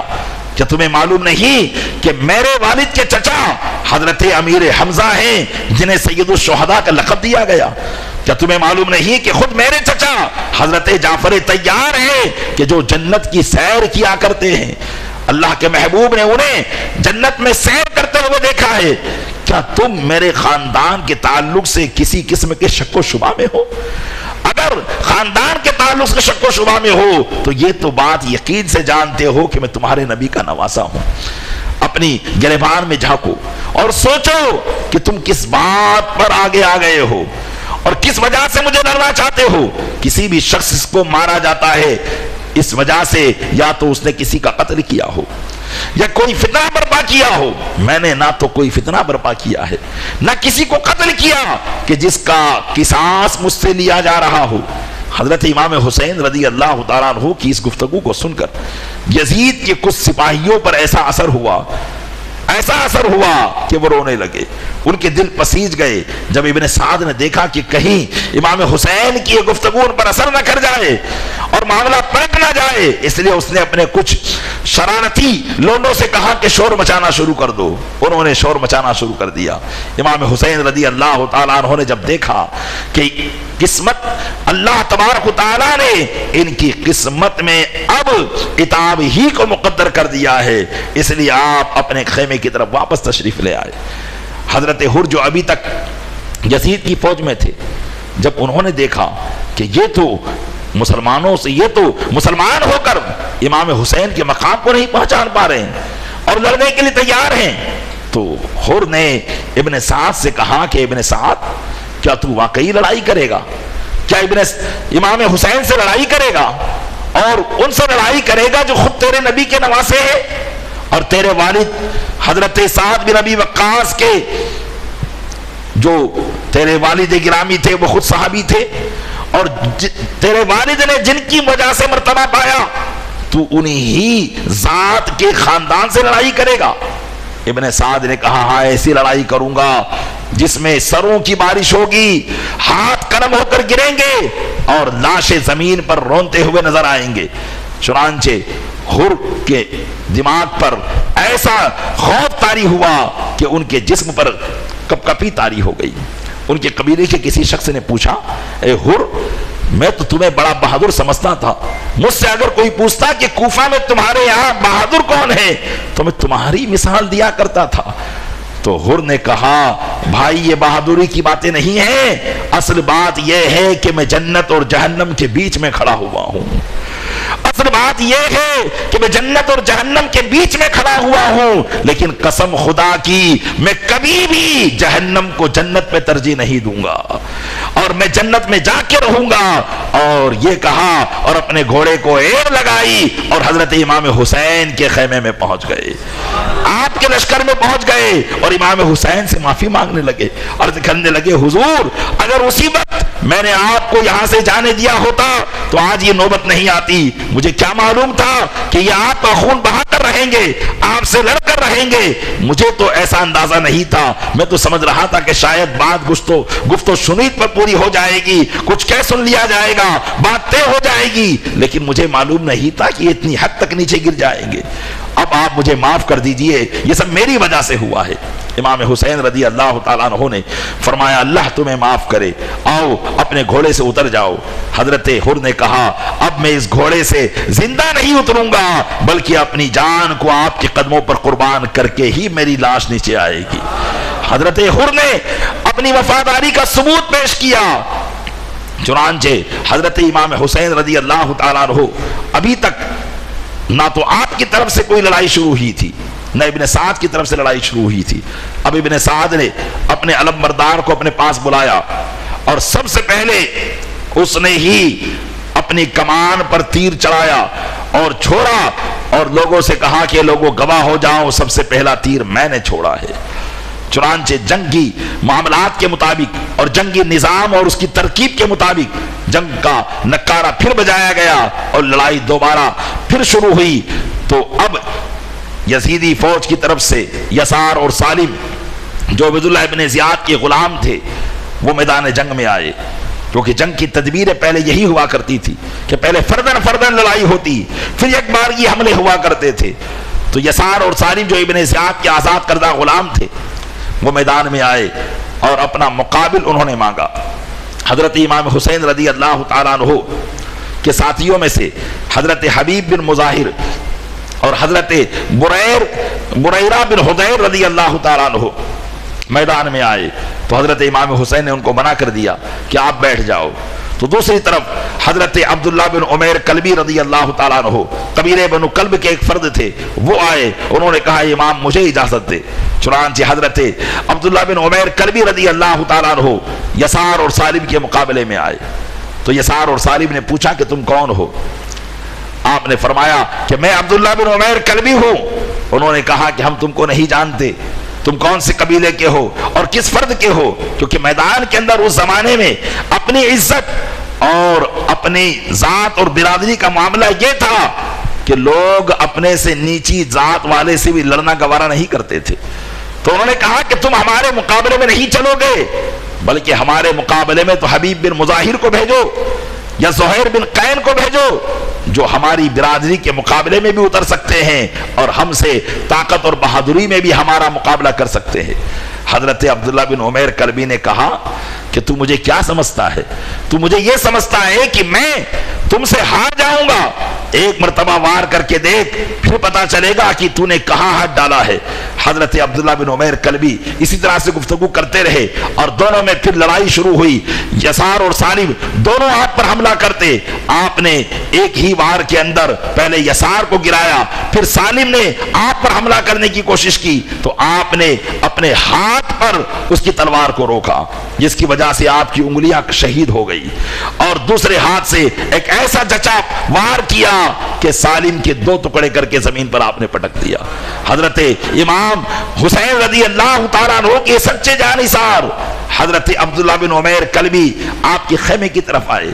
حضرت امام حسین رضی اللہ تعالیٰ عنہ کے ساتھ میں ان کی زوجہ محترمہ بھی آئی تھی، وہ بھی ساتھ میں تھی۔ جب انہوں نے اپنے شوہر کی یہ بہادری دیکھی تو خیمے کی ایک لکڑی کو توڑ لیا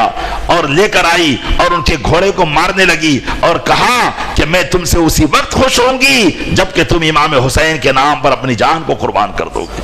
وہ ان کے پیچھے بھاگ رہی ہے اور ان کو میدان جنگ میں دوڑا رہی ہے کہ تمہیں میدان میں جانا ہے، تمہیں واپس نہیں آنا ہے۔ حضرت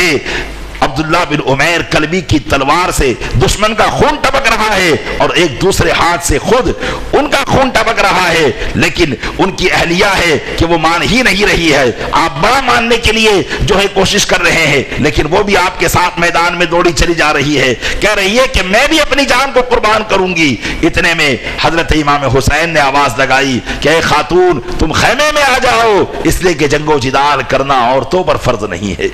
امام حسین کی جب یہ گفتگو سنی تو وہ خاتون فوراً خیمے میں چلی گئی۔ حضرت عبداللہ بن عمیر کلبی لڑتے رہے اور لڑ کر کئی یزیدوں کو فی النار کیا اور خود بھی امام حسین کے نام پر شہید ہو گئے۔ درود پاک پڑھے، اللہم صلی علی سیدنا شفیعنا نبینا مولانا محمد معدن الجود والکرم وآلہ بارک وسلم، صلاۃ و سلام علیک یا رسول۔ امام حسین رضی اللہ تعالیٰ عنہ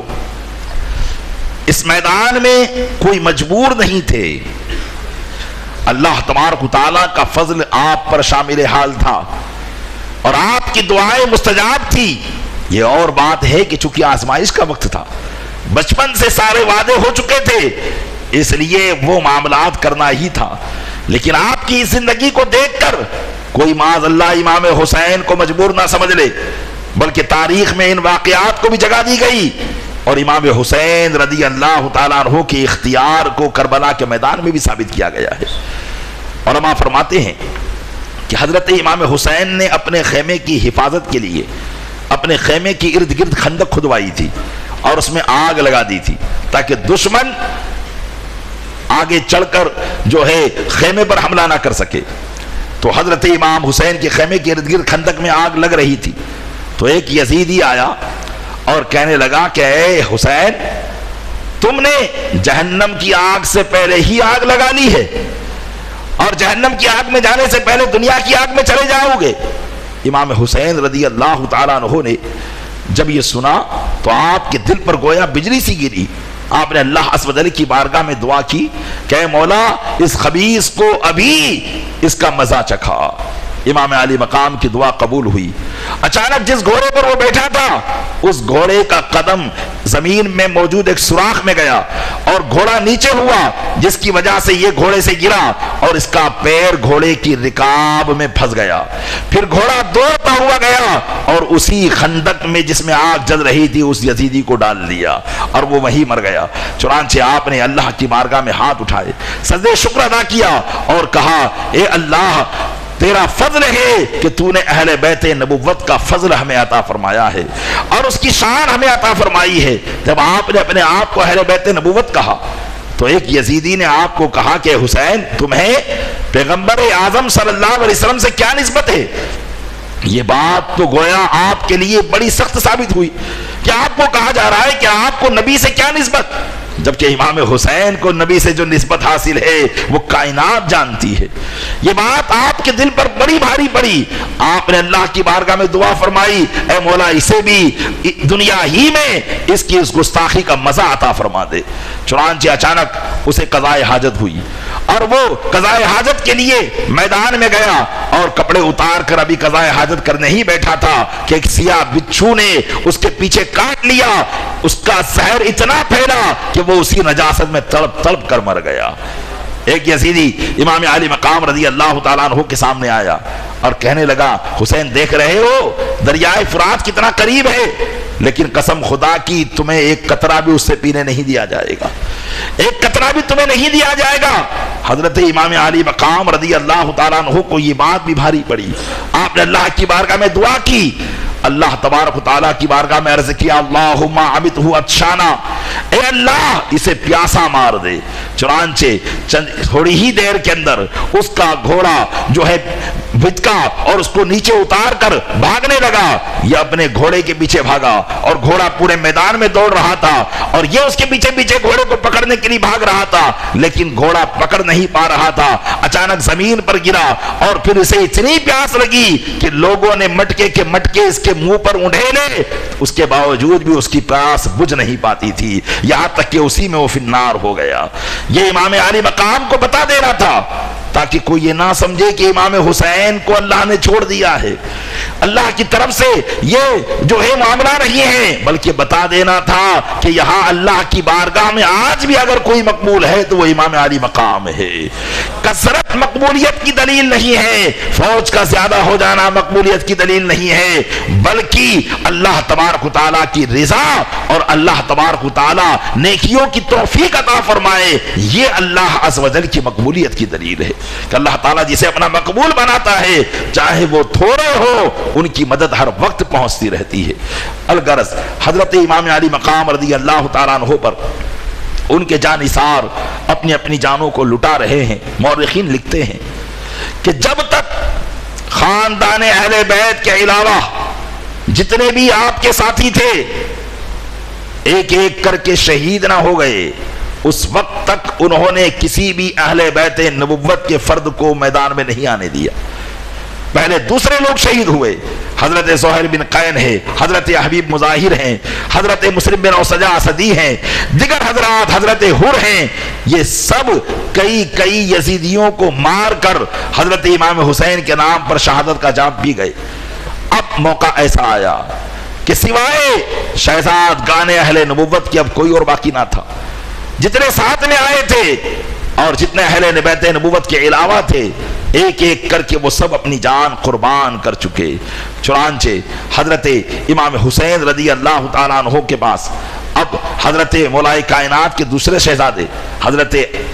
عباس کے بھائی وہ آئے اور انہوں نے امام حسین سے اجازت لی، حضرت امام حسین نے انہیں بھی اجازت دی، ایک ایک کر کے وہ بھی شہید ہو گئے۔ ایسے ہی حضرت عقیل رضی اللہ تعالیٰ عنہ کے شہزادے حضرت جعفر طیار کے پوتے حضرت عون محمد یہ بھی شہید ہو گئے۔ پھر اس کے بعد باری آئی حضرت امام قاسم رضی اللہ تعالیٰ عنہ کی۔ حضرت امام قاسم رضی اللہ تعالیٰ عنہ یہ امام حسن کے شہزادے ہیں اور ان کی عمر 19 سال ہے۔ حضرت امام قاسم امام علی مقام کی بارگاہ میں آتے ہیں اور کہتے ہیں یا اماں اب تو سارے جانثار شہید ہو گئے،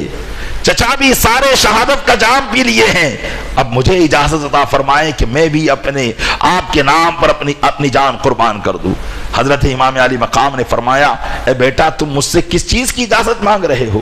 اس بات کی اجازت کہ میں تمہیں خون میں نہانے کی اجازت دوں، تمہیں دشمنوں کے سامنے اپنی جان کا نذرانہ پیش کرنے کی اجازت دوں۔ حضرت قاسم بسط ہو گئے، آخرکار حضرت امام حسین کو انہیں اجازت دینا پڑی۔ حضرت امام قاسم رضی اللہ تعالیٰ عنہ کے تعلق سے آتا ہے کہ جب حضرت امام قاسم میدان میں تشریف لائے تو دشمن کے سپاہی بیان کرتے ہیں کہ ایسا محسوس ہوتا تھا جیسے آسمان کا چاند زمین پر آ گیا ہو۔ اللہ نے ایسے حسن سے نوازا تھا، کیوں نہ ہو، کیونکہ سبط اکبر حضرت امام حسن کے ہو بہو تھے اور حضرت امام حسن اپنے سر کے بال سے لے کر سینے مبارکہ تک میرے آقا علیہ السلام کے جیسے لگا کرتے تھے۔ چنانچہ دشمن کی سپاہی ایسا محسوس کر رہے تھے کہ جیسے آسمان کا چاند زمین پر آیا ہو۔ حضرت امام قاسم رضی اللہ تعالیٰ عنہ میدان میں آئے اور حلم مبارز کا نعرہ لگایا اور فرمایا ہے کوئی جو میرا مقابلہ کرے؟ چنانچہ اب لوگ ایک دوسرے کا منہ دیکھنے لگے۔ عمرو بن سعد نے ایران کے نامی گرامی پہلوان ارزق کو کہا کہ ارزق جاؤ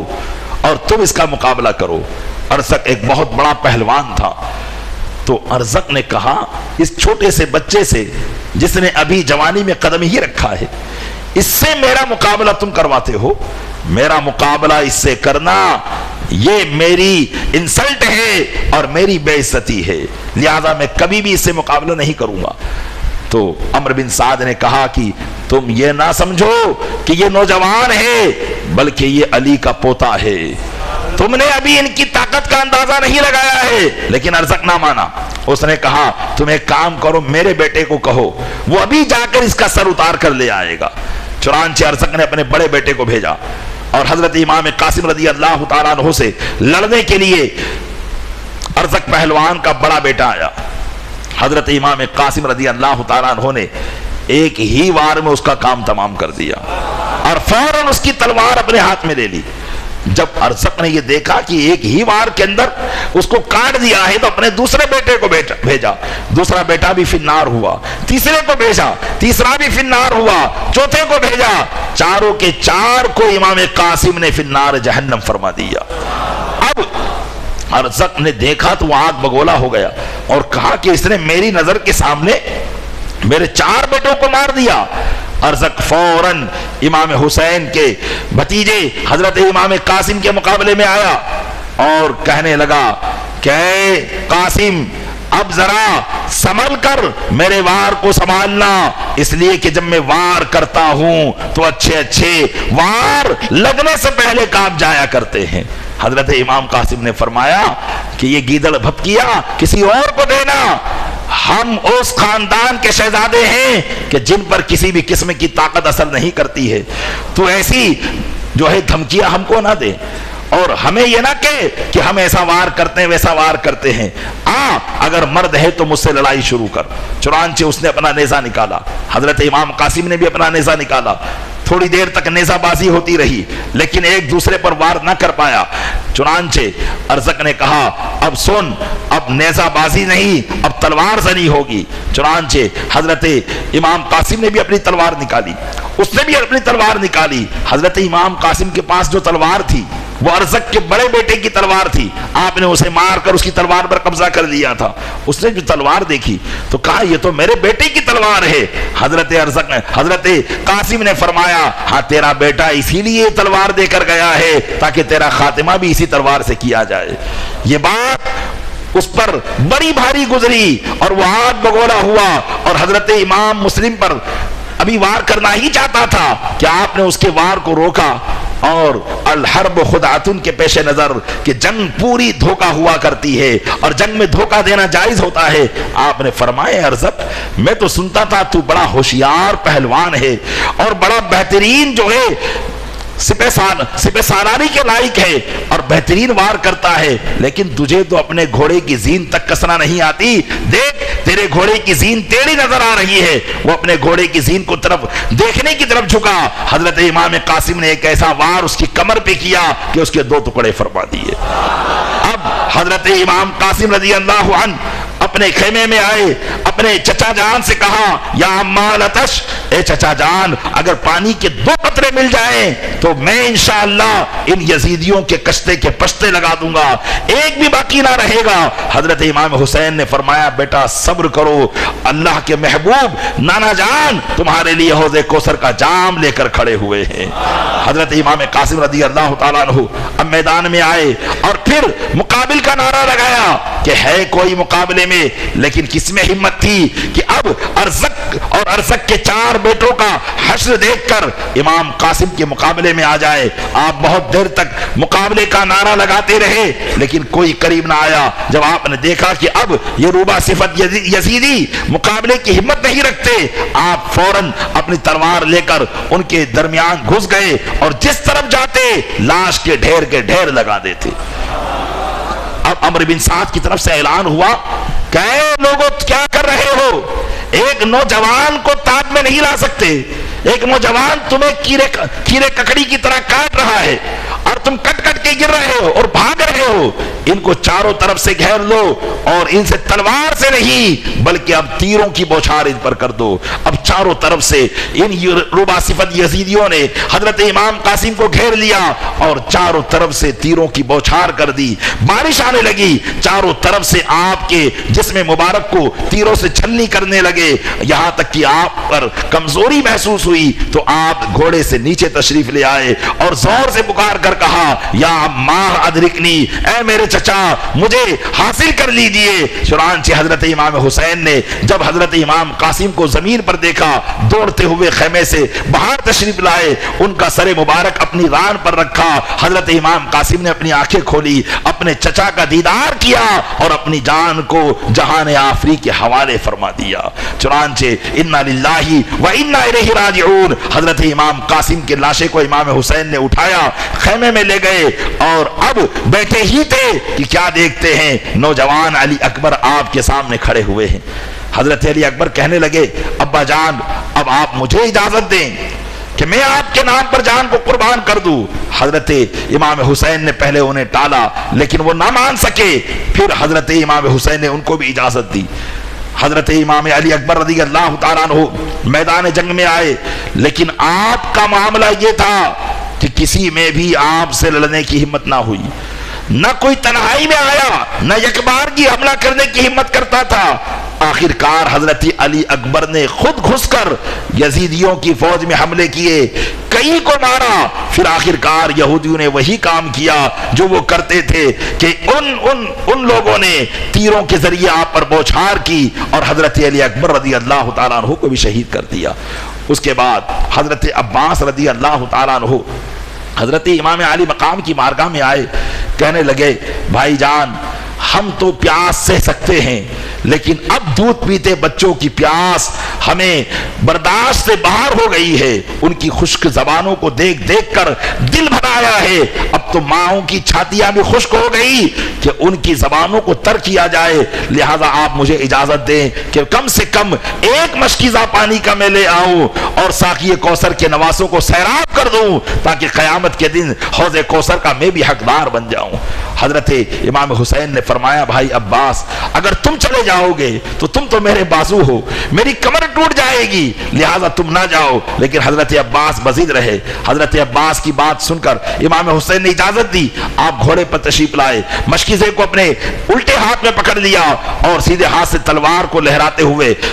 فرات کی طرف پڑے۔ فرات پر چونکہ پہلے سے 500 سپاہیوں کا پہرا لگا ہوا تھا اور یہ حکم دے رکھا تھا کہ کوئی بھی فرات کے قریب نہ آئے۔ جب یزیدیوں نے دیکھا کہ حضرت عباس فرات کی طرف جا رہے ہیں، اعلان ہوا کہ اے لوگوں اگر تم اپنی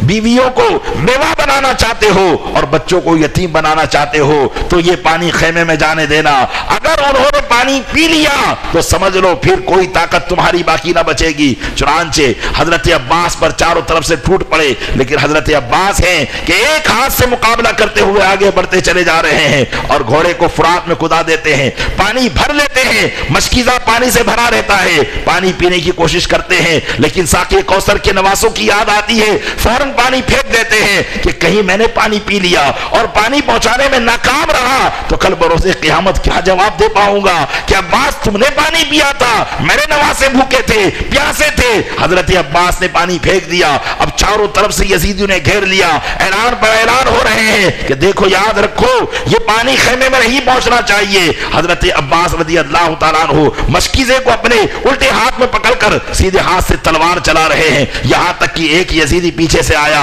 اور آپ کے الٹے ہاتھ پر ایسا وار کیا کہ آپ کا بازو کٹ گیا۔ آپ نے فوراً مشکیزہ سیدھے ہاتھ میں لیا، اب تلوار بھی اسی ہاتھ سے چل رہی ہے، مشکیزہ بھی اسی ہاتھ پر ہے، فوراً تیسرے نے آ کر آپ کا دوسرا بازو بھی شہید کر دیا۔ آپ نے اس مشکیزے کو اپنے منہ میں رکھ لیا اور منہ سے دبا کر گھوڑے کو دوڑانے لگے، یہاں تک کہ ایک خبیث نے ایسا تیر مارا جو مشکیزے کو چھیڑتا ہوا آپ کے سینے میں پیوست ہو گیا اور آپ زمین پر تشریف لے آئے اور عرض کرنے لگے یا خاد رکنی، اے میرے بھائی میری مددگیری فرمائیے، خبرگیری فرمائیے۔ حضرت امام حسین نے دیکھا کہ میرے بھائی زمین پر ہیں، آپ تشریف لائے، دوڑتے ہوئے آئے اور چنانچہ حضرت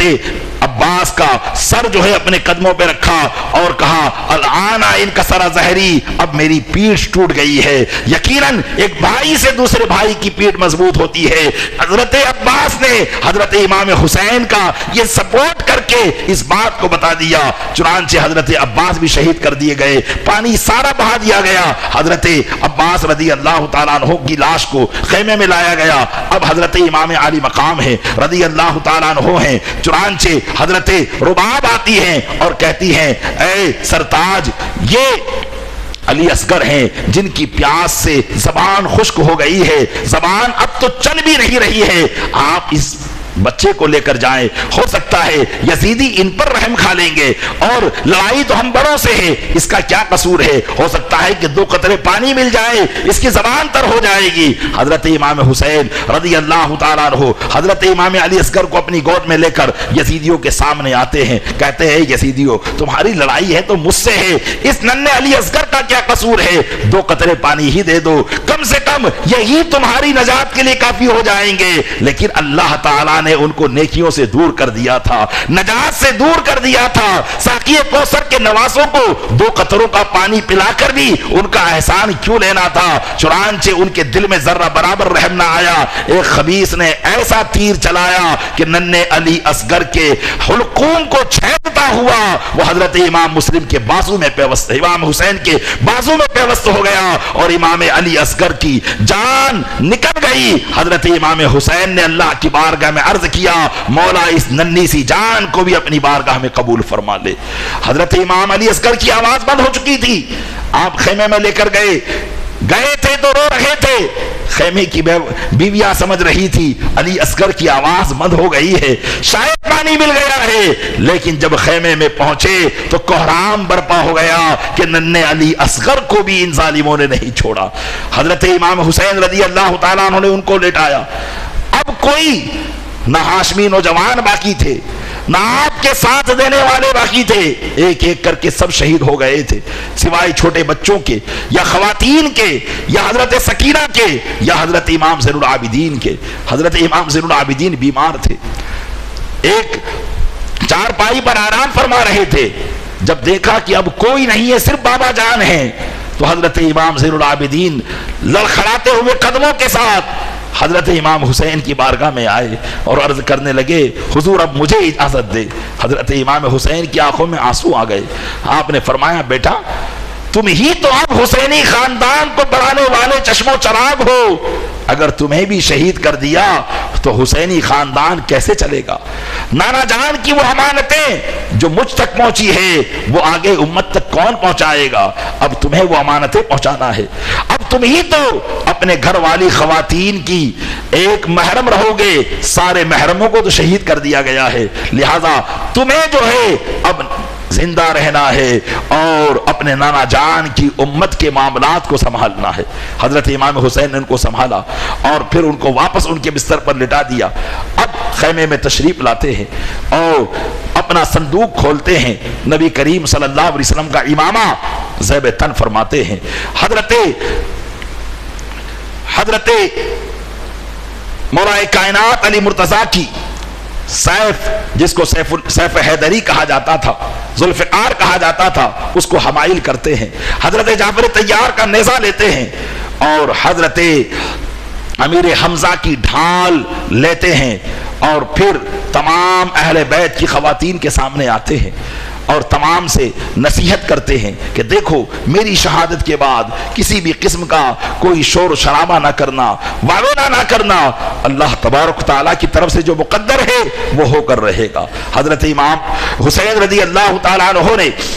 اپنی خواتین کو نصیحت کی، شریعت مطہرہ کی پابندی کی، اپنے گھر والوں پر نصیحت کی اور پھر میدان کربلا کی طرف روا دوا ہوئے۔ حضرت امام حسین رضی اللہ تعالیٰ عنہ نے چاہا کہ ایک بار پھر اتمام حجت کر لیا جائے تاکہ یزید اگر سمجھ سکتے ہوں تو سمجھ لے اور ابھی بھی وہ میرے اوپر یا میرے معاملات کو مان کر اپنے لیے آخرت کو بہتر بنا سکے۔ حضرت امام حسین نے پھر کھڑے ہو کر ایک مرتبہ خطبہ ارشاد فرمایا جس میں لوگوں کو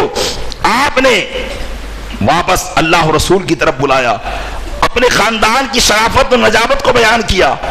اپنی جو ہے رشتہ داری جو رسول اللہ سے تھی اس کو بیان کیا، اپنے مقام و مرتبے کو بیان کیا، لیکن یزید کب آپ کی بات مان سکتے تھے؟ بات وہی تھی کہ ان کی نگاہوں میں دنیا کا نشہ چڑھا ہوا تھا۔ اب امام حسین رضی اللہ تعالیٰ عنہ کے مقابلے میں بڑے بڑے سورما ان لوگوں نے باقی رکھے تھے، بڑے بڑے پہلوان باقی رکھے تھے جو امام حسین کا مقابلہ کرنے کے لیے تیار تھے۔ حضرت امام علی مقام جب میدان میں آئے، عمرو بن سعد نے سب سے پہلے تمیم بن قحطبہ کو کہا کہ جاؤ ان کا مقابلہ کرو۔ چنانچہ تمیم بن قحطبہ امام علی مقام کے مقابلے میں آیا، بہت دیر تک دونوں میں مار دھاڑ ہوئی، حضرت امام حسین نے اس کو فی النار فرمایا۔ اس کے بعد یزید ابتہی آیا، اس کے ساتھ بھی معاملہ ہوا، وہ بھی مارا گیا۔ اس کے بعد بدر بن سہیل یمنی آیا، کئی ایک سے آپ لڑے اور لڑتے لڑتے ہر ایک کو آپ نے ختم کیا۔ یکے بعد دیگر ایک ایک کر کے آتے تھے، لیکن یزیدیوں نے کہا کہ اگر ہم ایک ایک کر کے ان سے لڑیں گے اور جنگی قانون کے مطابق لڑائی ہوگی تو کبھی بھی ہم کامیاب نہیں ہو سکتے، اگر ہمیں کامیاب ہونا ہے تو یکبارگی حملہ کرنا ہوگا۔ چاروں طرف سے امام حسین پر حملہ ہوا، حضرت امام علی مقام تنہا ہے، چاروں طرف یزیدیوں کی للکار ہے اور یلغار ہے، ہر طرف سے آپ پر کہیں نیزے برسائے جا رہے ہیں، کہیں تلواروں کے وار کیے جا رہے ہیں، مولا کائنات کے فرزند ارجمند تنے تنہا ان سے مقابلہ کر رہے ہیں، زور ید اللہ کا مظاہرہ ہو رہا ہے، حیدر کرار کی طاقت کا مظاہرہ اور مشاہدہ ہو رہا ہے۔ دشمن دیکھتے ہیں کہ جس طرف تلوار چلتی ہے اس طرف سر کٹ کٹ کر گر رہے ہیں، چاروں طرف سے لاشوں کے ڈھیر لگ رہے ہیں۔ یزید کی فوج میں اچانک اعلان ہوتا ہے کہ اے لوگوں، اگر ایسے ہی ان سے لڑتے رہے تو ایک دن سب ختم ہو جاؤ گے، لیکن ان کو نہیں ختم کر پاؤ گے۔ اگر تمہیں ان پر جو ہے قابو پانا ہے تو تیروں سے ان کو چھنی کر دیا جائے۔ چاروں طرف سے اب تیروں کی بوچھار ہونے لگی۔ امام علی مقام رضی اللہ تعالیٰ عنہ کے جسم مبارک پر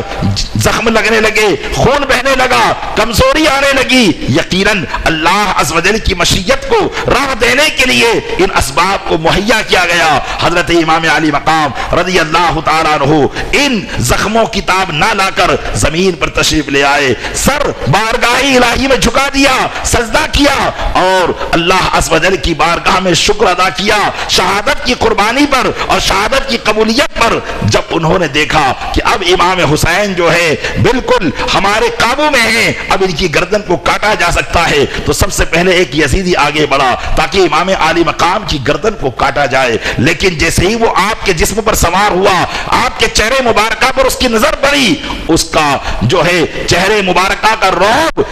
اور دبدبا ایسا طاری ہوا کہ وہ کپ کپانے لگا اور دور ہو گیا۔ اس کے بعد خولید بن یزید یا جو ہے سنان بن انس یا شبل بن یزید یا شمر ذی الجوشن، ان چاروں میں سے کسی ایک نے امام علی مقام کے سر کو تن سے جدا کر دیا۔ انا للہ و انا الیہ راجعون۔ امام علی مقام نے امام حسین رضی اللہ تعالیٰ عنہ نے اپنی بھی جان اللہ تبارک و تعالیٰ کے حوالے کی۔ پیارے اسلامی بھائیوں، درس شہادت کیا ملا؟ یہاں یہ بات نہیں کہی جا رہی ہے کہ امام حسین کو شہید کر دیا گیا، یقیناً شہادت ان کا منصب تھی، ان کا مقام تھی، ان کا مرتبہ تھی، لیکن یہاں اس بات کو بتایا گیا کہ یاد رکھو، کبھی بھی سر کے کٹنے کو شکست نہ سمجھ لینا اور فوجیوں کے جو ہے فتح نہ سمجھ لینا، بلکہ فتح اس کی ہوتی ہے جس کا نام باقی رہتا ہے، فتح اس کی ہوتی ہے جس کا مقام باقی رہتا ہے، فتح اس کی ہوتی ہے کہ لوگوں کے دلوں میں جو زندہ و جاوید رہا کرتا ہے۔ یزید مر گیا، یزید ختم ہو گیا، اس کا کوئی نام لینا والا باقی نہیں ہے، لیکن آج بھی کربلا کا ذرہ ذرہ پکار کر کہتا ہے تو زندہ ہے واللہ، تو زندہ ہے واللہ، میری چشم عالم سے چھپ جانے والے۔ قتل حسین اصل میں مرگ یزید ہے، اسلام زندہ ہوتا ہے۔ ہر کربلا کے بعد اللہ تعالیٰ اپنے محبوب کے صدقے میں ہمیں امام حسین کی شہادت کی برکتیں عطا فرمائے، سعادتیں عطا فرمائے، ہمیں بھی امام علی مقام کے نقش قدم پر چل کر اپنی جان و مال کو اللہ کے دین کے لیے پیش کرنے کی توفیق عطا فرمائے۔ آمین بجاہ النبی الامین صلی اللہ علیہ وآلہ وسلم۔